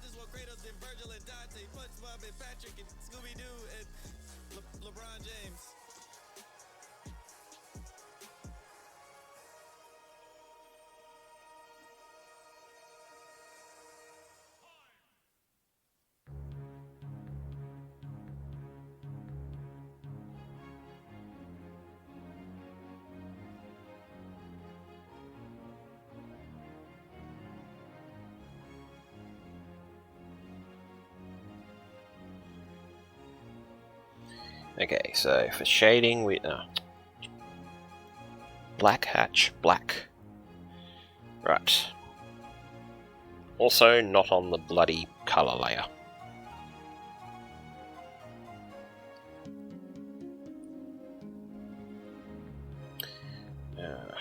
Okay.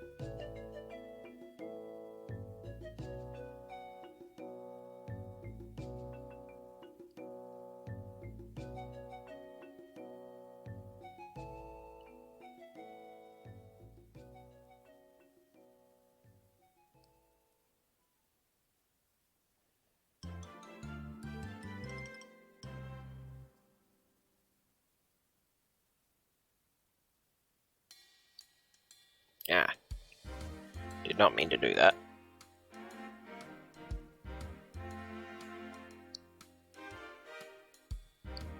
There we go.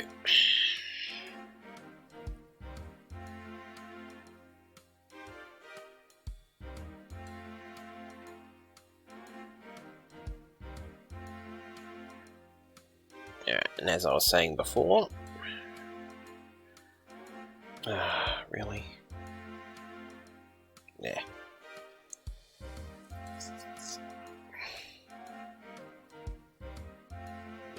Do this and that.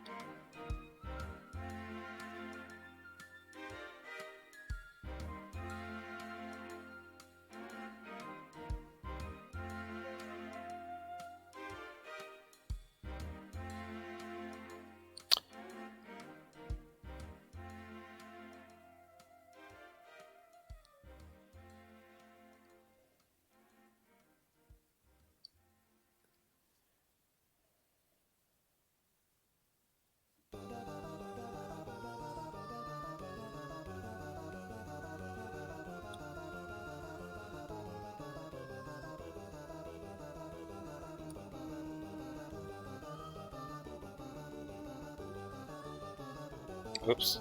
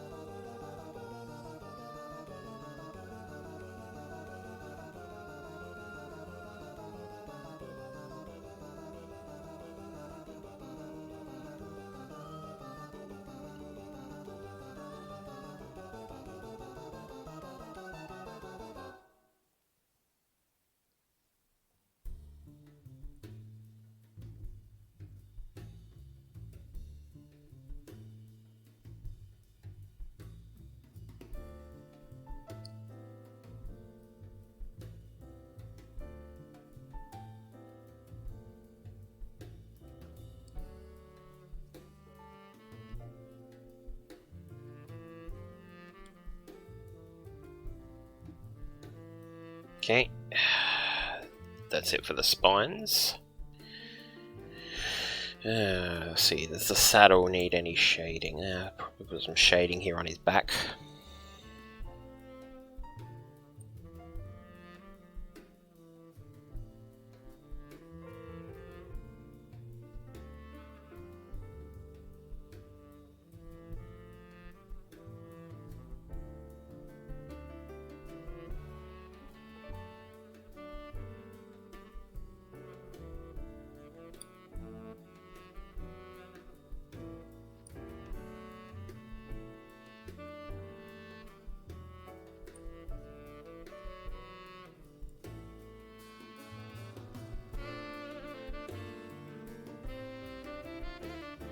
Just manually remove any excess on the edges here.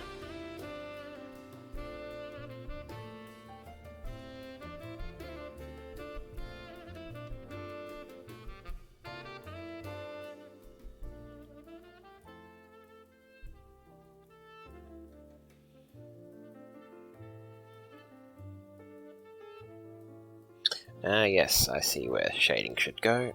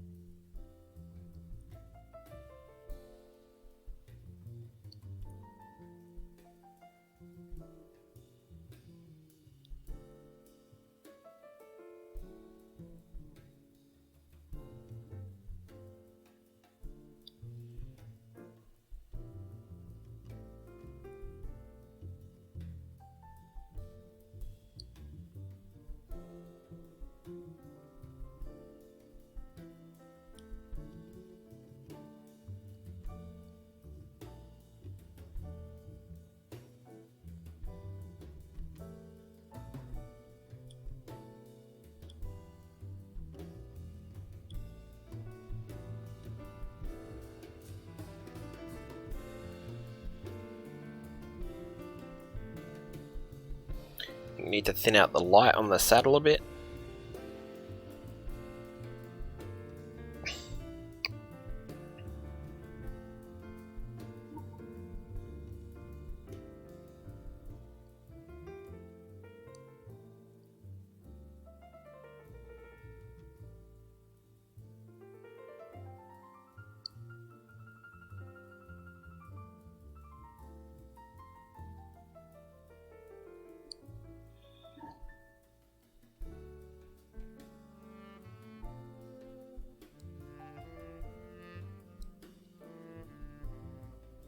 Now the light's coming from the northwest, so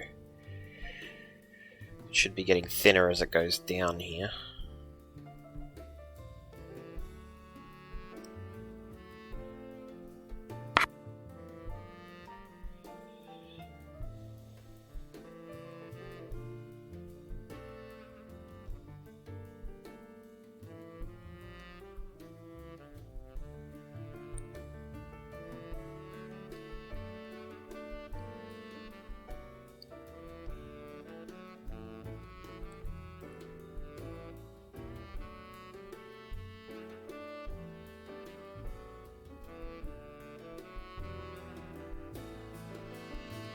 Nice, that is looking nice.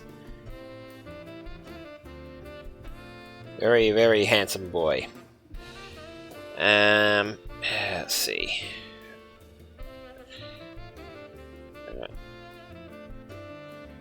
Should probably do some more lighting on his top of his leg here. I can't believe I forgot that before.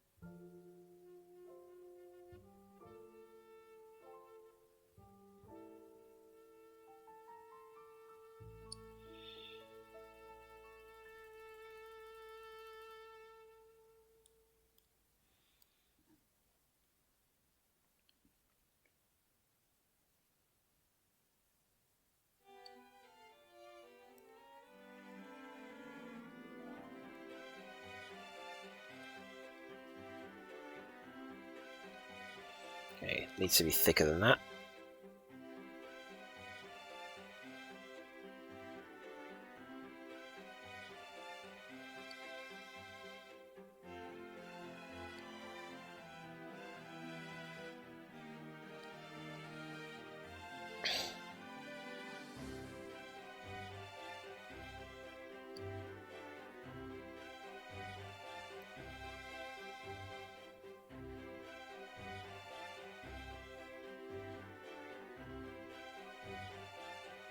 There we go. Nice. Okay. Back to the dark layer, the shade layer, whatever it is. And let's do under his paw now.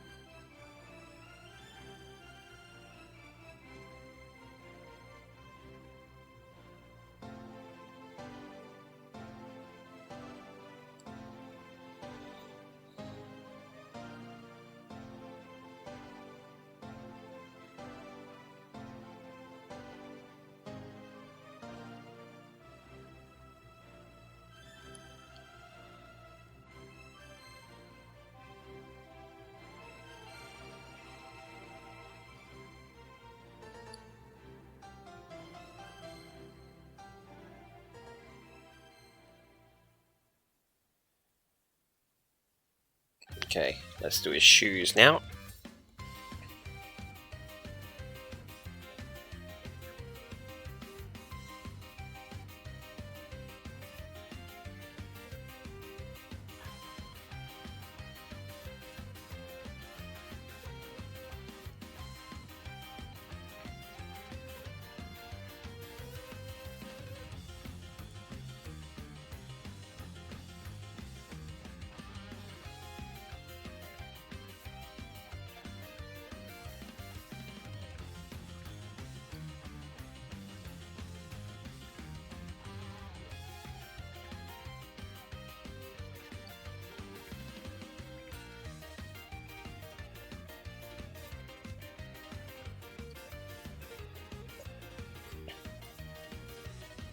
Oh no, I don't want to do that.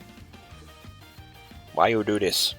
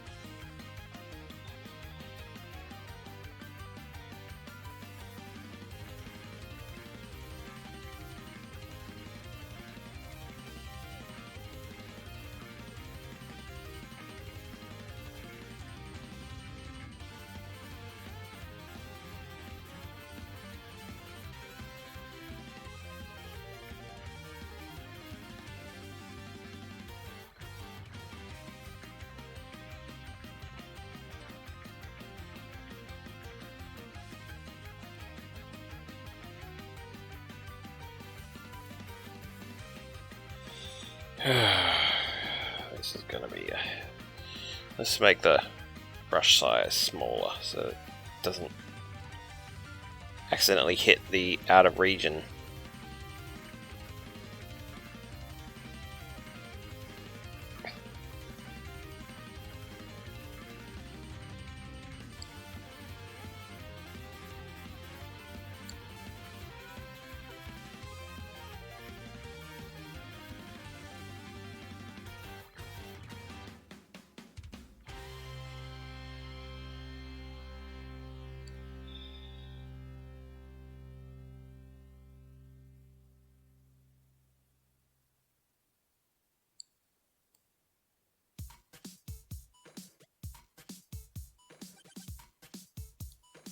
There we go.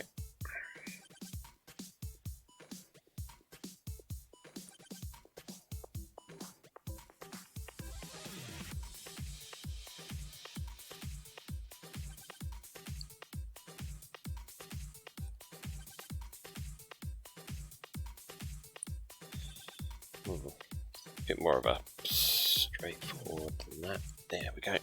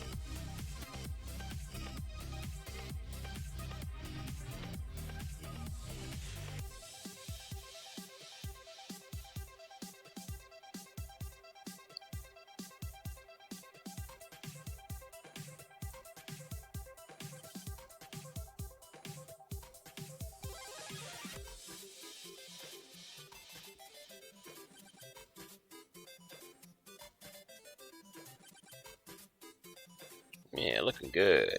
Okay. Now for his leg.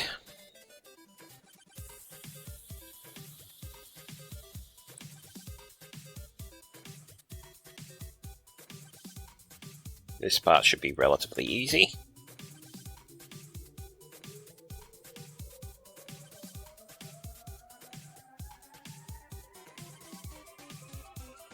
And done.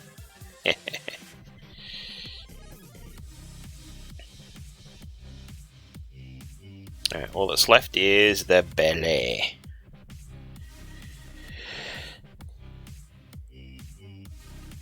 Okay, we could probably do this in one stroke here. Oh, hang on.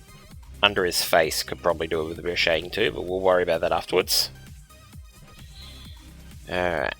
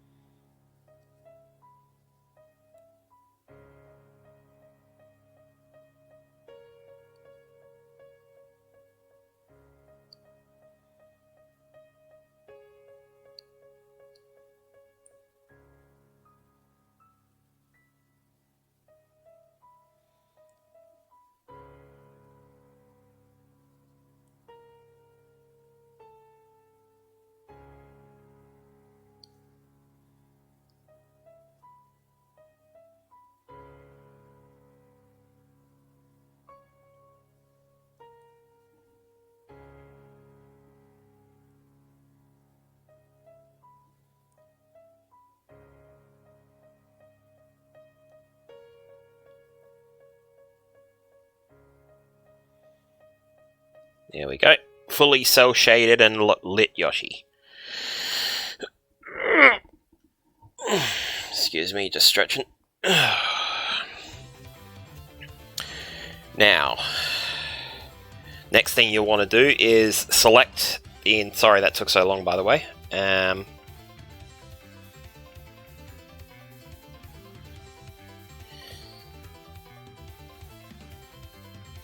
Yeah, select the entire color layer. I can find the menu item for it. There it is. Alright. Then, if you're not happy with the cell shaded look and you just want regular shading, you can take the layers. I might actually merge the...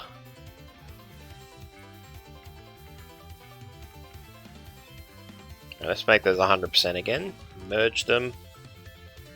Make it 50%.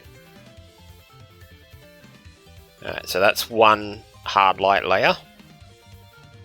Actually, no, before I do that, let's unmerge those. Let's fine tune the amount of light to the amount of shading we need.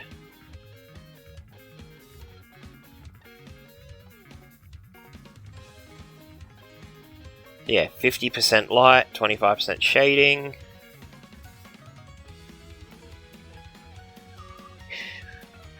Alright, and we merge those. Alright, now we pretty much just do a Gaussian blur, or Gaussian blur, however you want to pronounce that. And if we put it, say, 70...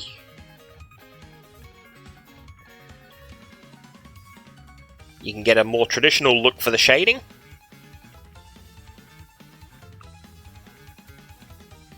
This is why I said basically just start with your cell shading, because you can basically adjust it to look like regular shading later. The only issue is going to be there's going to be some bleed out here, so you may have to do some selections or whatever in each individual colour. But if you're not fussed, then you can go right ahead and just do it that way. The other option is basically just to not make it so blurry that it's leaking out anyway.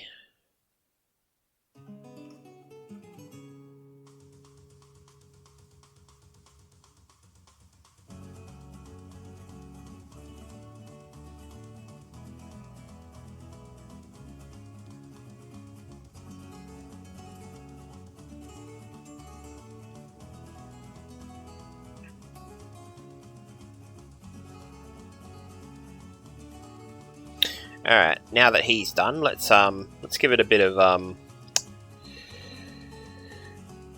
background. Let's start drawing up some background. Now we want some grass.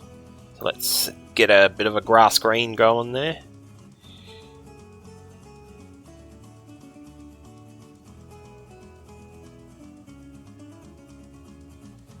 Alright, and some paint programs, I know Photoshop does, and Paint Tool...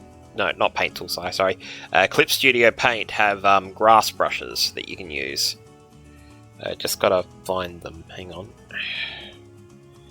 Where is it? Vegetation. There it is.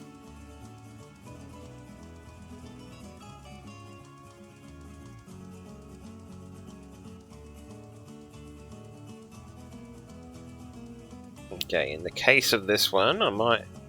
let's see, how big are those?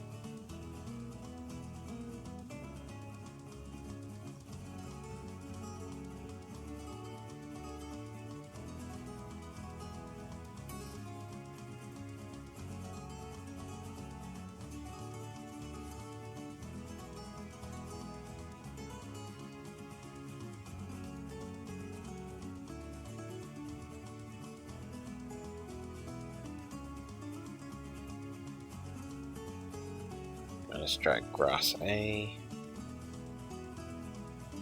Okay, yeah, I've got the colours wrong.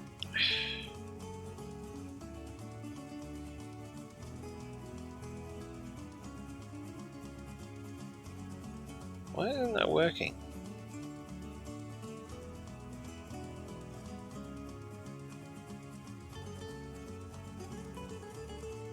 Aha, there we go.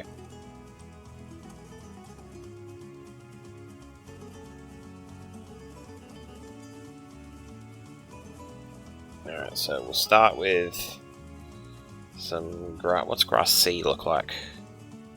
Oh yeah, that actually looks pretty good. Alright, what I'm going to start doing first is the base color. So we'll just put a rough representation of the color of the ground down here.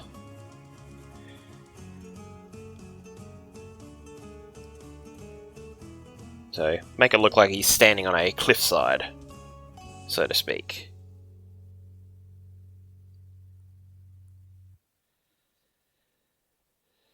Alright, and then above that we'll start doing the grass. Now I want to make that a fairly large size with pressure sensitivity for tablets so that I can adjust the size on the fly. Okay, let's see. I want the minimum value to be about 30. There we go. That way I can go gentle strokes for the far away grass.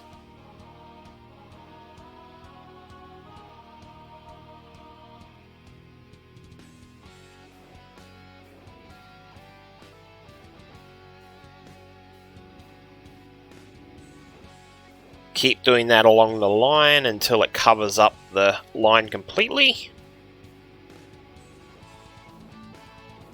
And then we start descending, pressing harder on the pen as we go.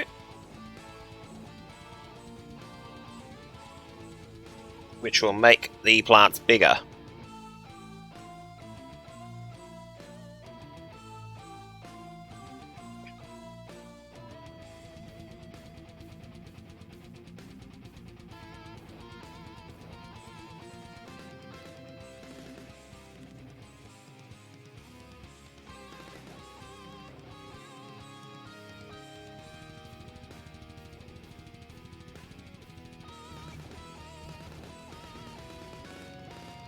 Alright, now the idea is to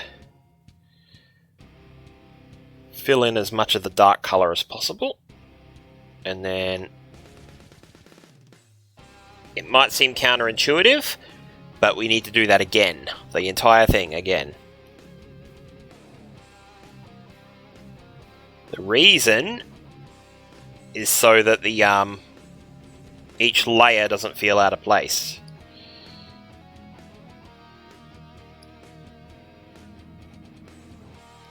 What I'm trying to say is when you go back and correct certain spots here to fill it in, sometimes you'll get further away grass appearing in front because of the way you've drawn it in. So you basically just got to do a few runs of the grass tool to get it just right. You start from the top and do the bottom, pressing harder each time. Or if you don't have a pressure-sensitive stylus, you can also just manually change the size of the grass brush as you go. Alright, that looks alright. Alright, now what we want to do is create a new layer and put it above Yoshi this time. Above all of it. And then, oh, I don't want to rotate it, I want to zoom in. And then you just do a little bit like that over Yoshi's shoes, or whoever's shoes, whoever you might be drawing. So it doesn't look like he's standing on a flat surface.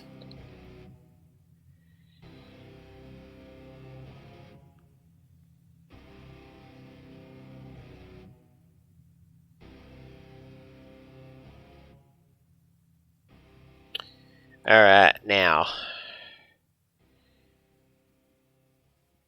the next part, I'm going to do some clouds in the sky. Now clouds, there are multiple approaches you can take. I think the most basic is probably A fairly sharp airbrush. So we'll go a hard airbrush. Turn continuous spraying on. We want to make it white, of course.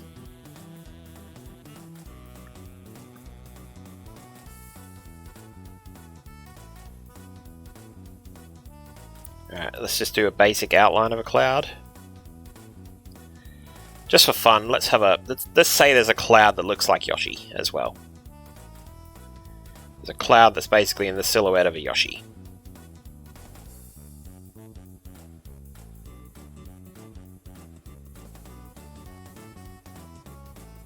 How I'm doing the outlines now doesn't really matter because it's all going to just be filled in with white, but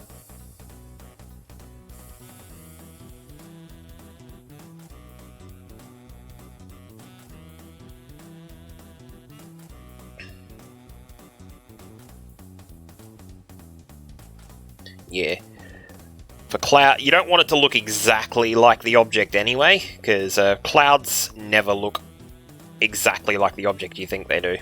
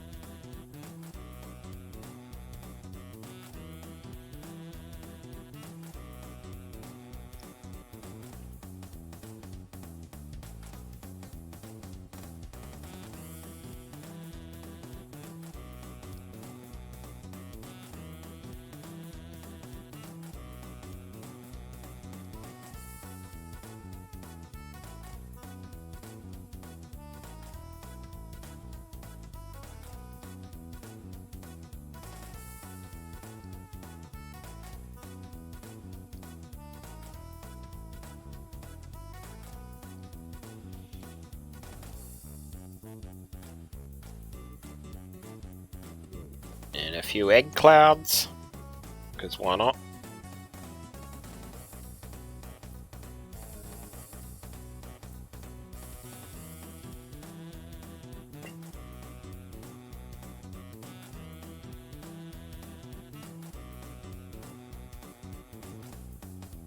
Now let's just fill it in a bit more with white.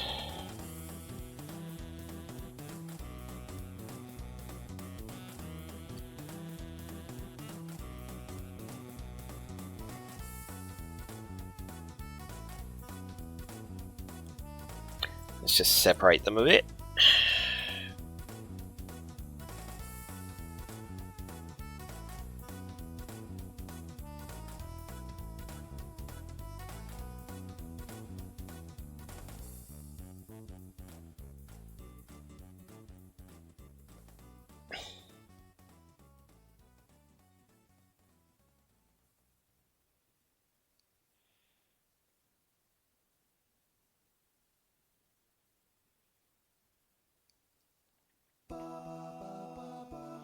Alright, now here's the tricky part.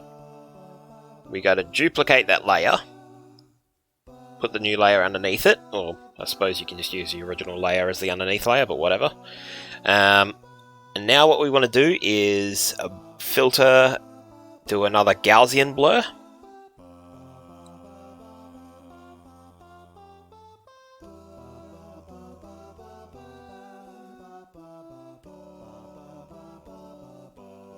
So yeah, now that's giving it a very fluffy exterior, as you can see.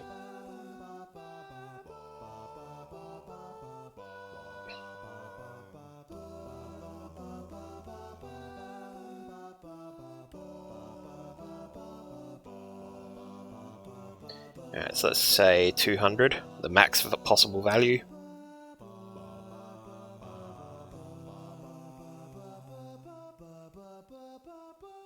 Nice.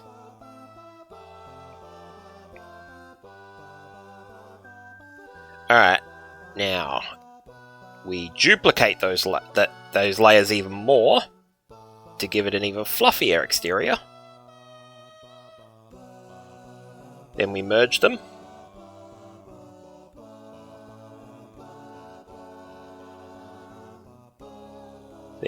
This top layer is the original cloud layer with the with its hardness preserved, so that the basically the innermost bits don't actually change. However, the layer behind it we have smoothed out to give it a fluffy exterior. Alright, now what we want to do is basically merge those layers. So now it's all one layer. Now we can take the blend tool and we do some very subtle blending.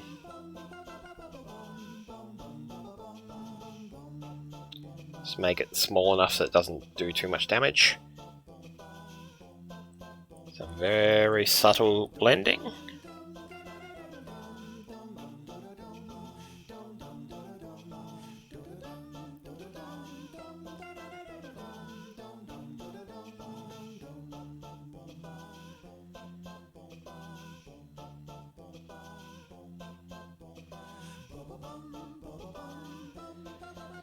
Basically work your way in from the edge. Do a complete run around the edge of the shape with the blend tool, and then you keep going in each time. Going along the new edge that was made when you blended the other one. Let's do the same with Yoshi. The Yoshi Cloud. Didn't quite do that right.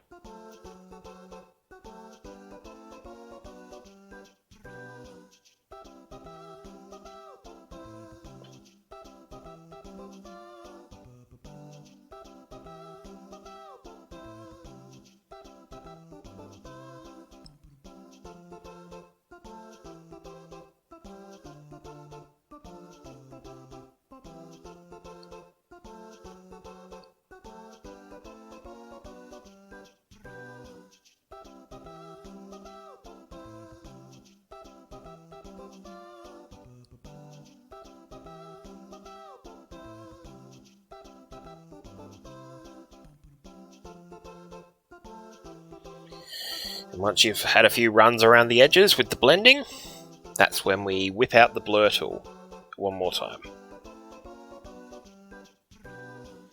Then we basically just blur as much of the inside as possible. Don't touch the outside. The outside's fine. But you want to blur the insides of the cloud to get rid of the not so subtle lines.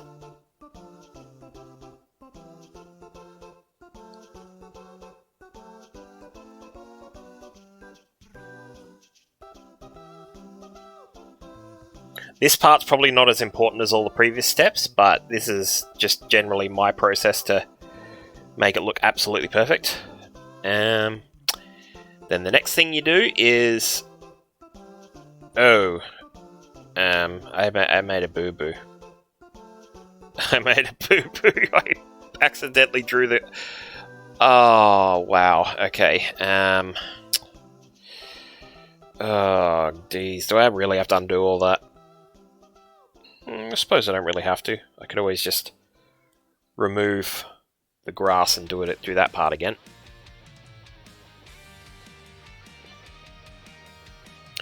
Yeah, that was a mistake on my part. Totally my bad.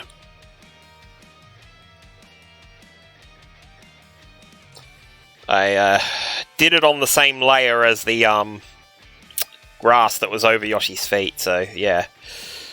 Alright.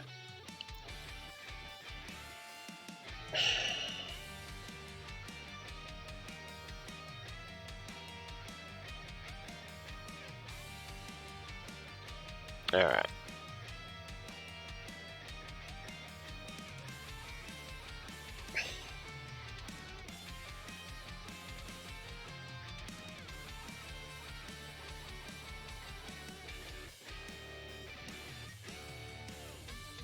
Alright, so let's do that grass again.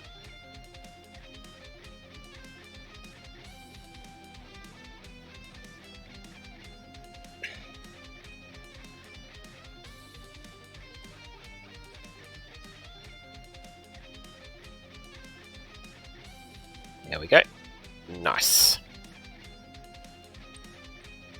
Alright, as I was going to say, you want to mess with the...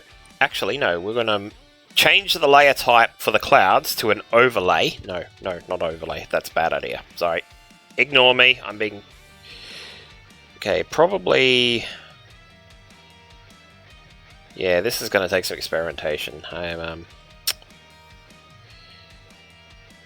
You know what, just leave it normal. And then just mess with the opacity until it's the exact shade of white you want. By leaving the clouds a white color, they can basically adapt to the sky behind them. So if you decide that this is now going to be a sunset, see, it shifts perfectly with it. Which is why I left the sun white and the clouds white. Because then you can just have a have the color layer behind it determine what color it actually is. So, alright, let's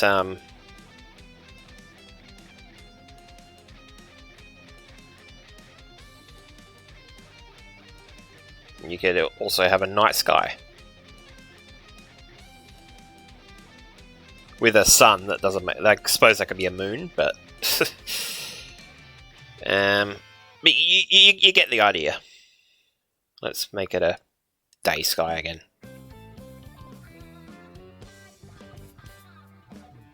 And so, that's how you do clouds. What I've done here. Alright, now... Another detail I could go into is... I don't know,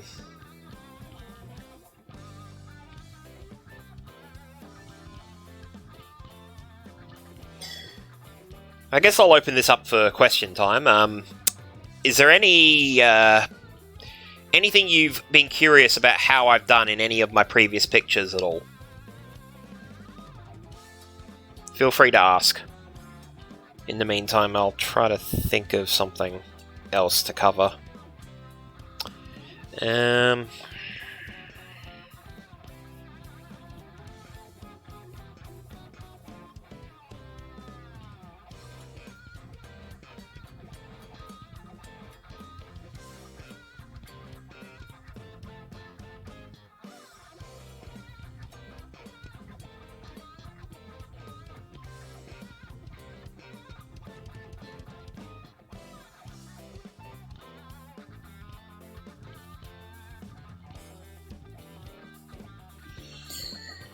Alright, oh yeah, I was going to do the shading on the clouds. Now, shading for clouds is very easy. And by very easy, I mean, like, frickin'... I'll show you. So you want to... Let's make it full opacity again, just for the hell of it. We want to duplicate the layer.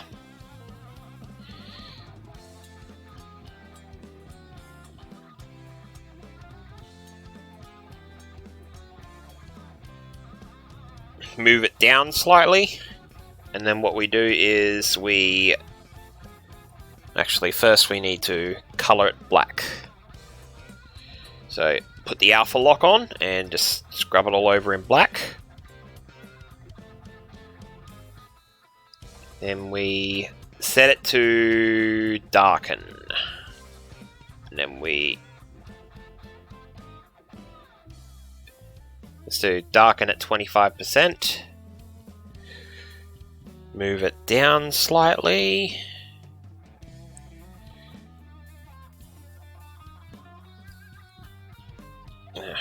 Let's do a soft eraser for that one. Get rid of any edges that protrude out. You don't have to. Being that it's a soft image, you don't have to worry too much about it. Don't have to worry about pixel bleed in any way.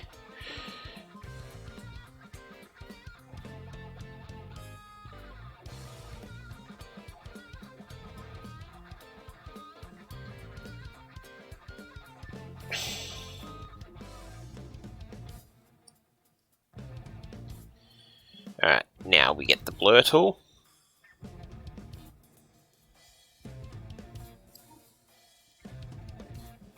Actually, no, blend.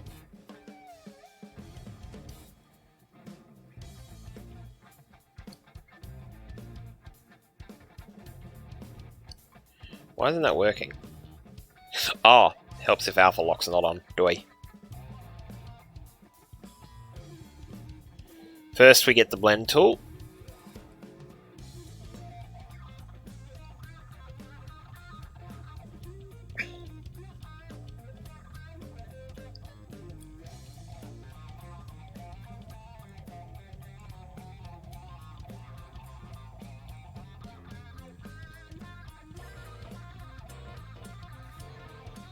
Alright, and now, whoops,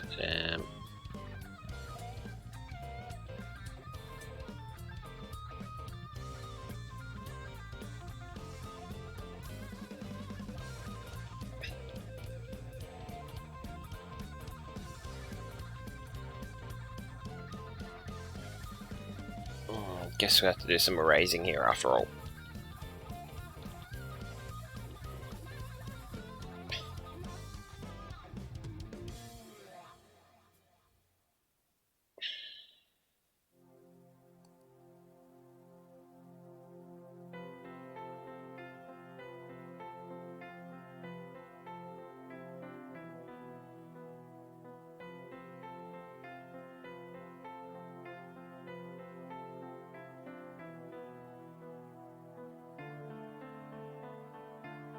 Yeah, that didn't quite work out the way I wanted it to.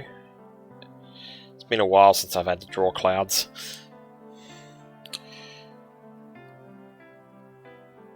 But yeah, you want to make sure if you want to preserve the colour of the cloud itself, you basically want to scrub out the parts that aren't supposed to be shaded. But the rest of the instructions I've given so far are pretty much the same.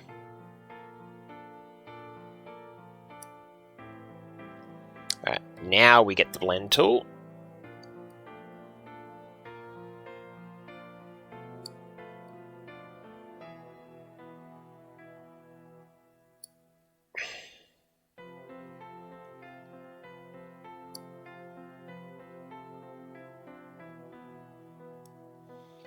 And then blur tool.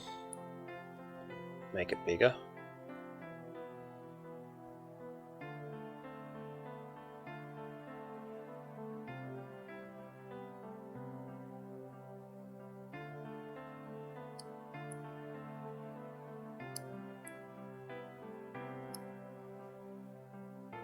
Alright, let's dial a bit more. There we go. Instant cloud shade, well, not instant, but cloud shading.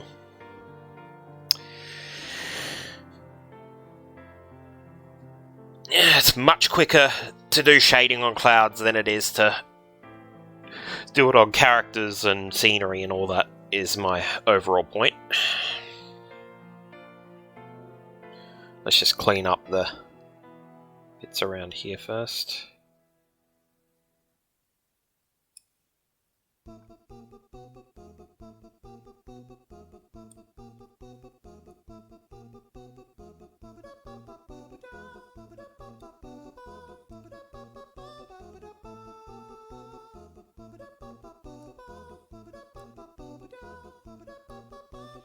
Alright, done.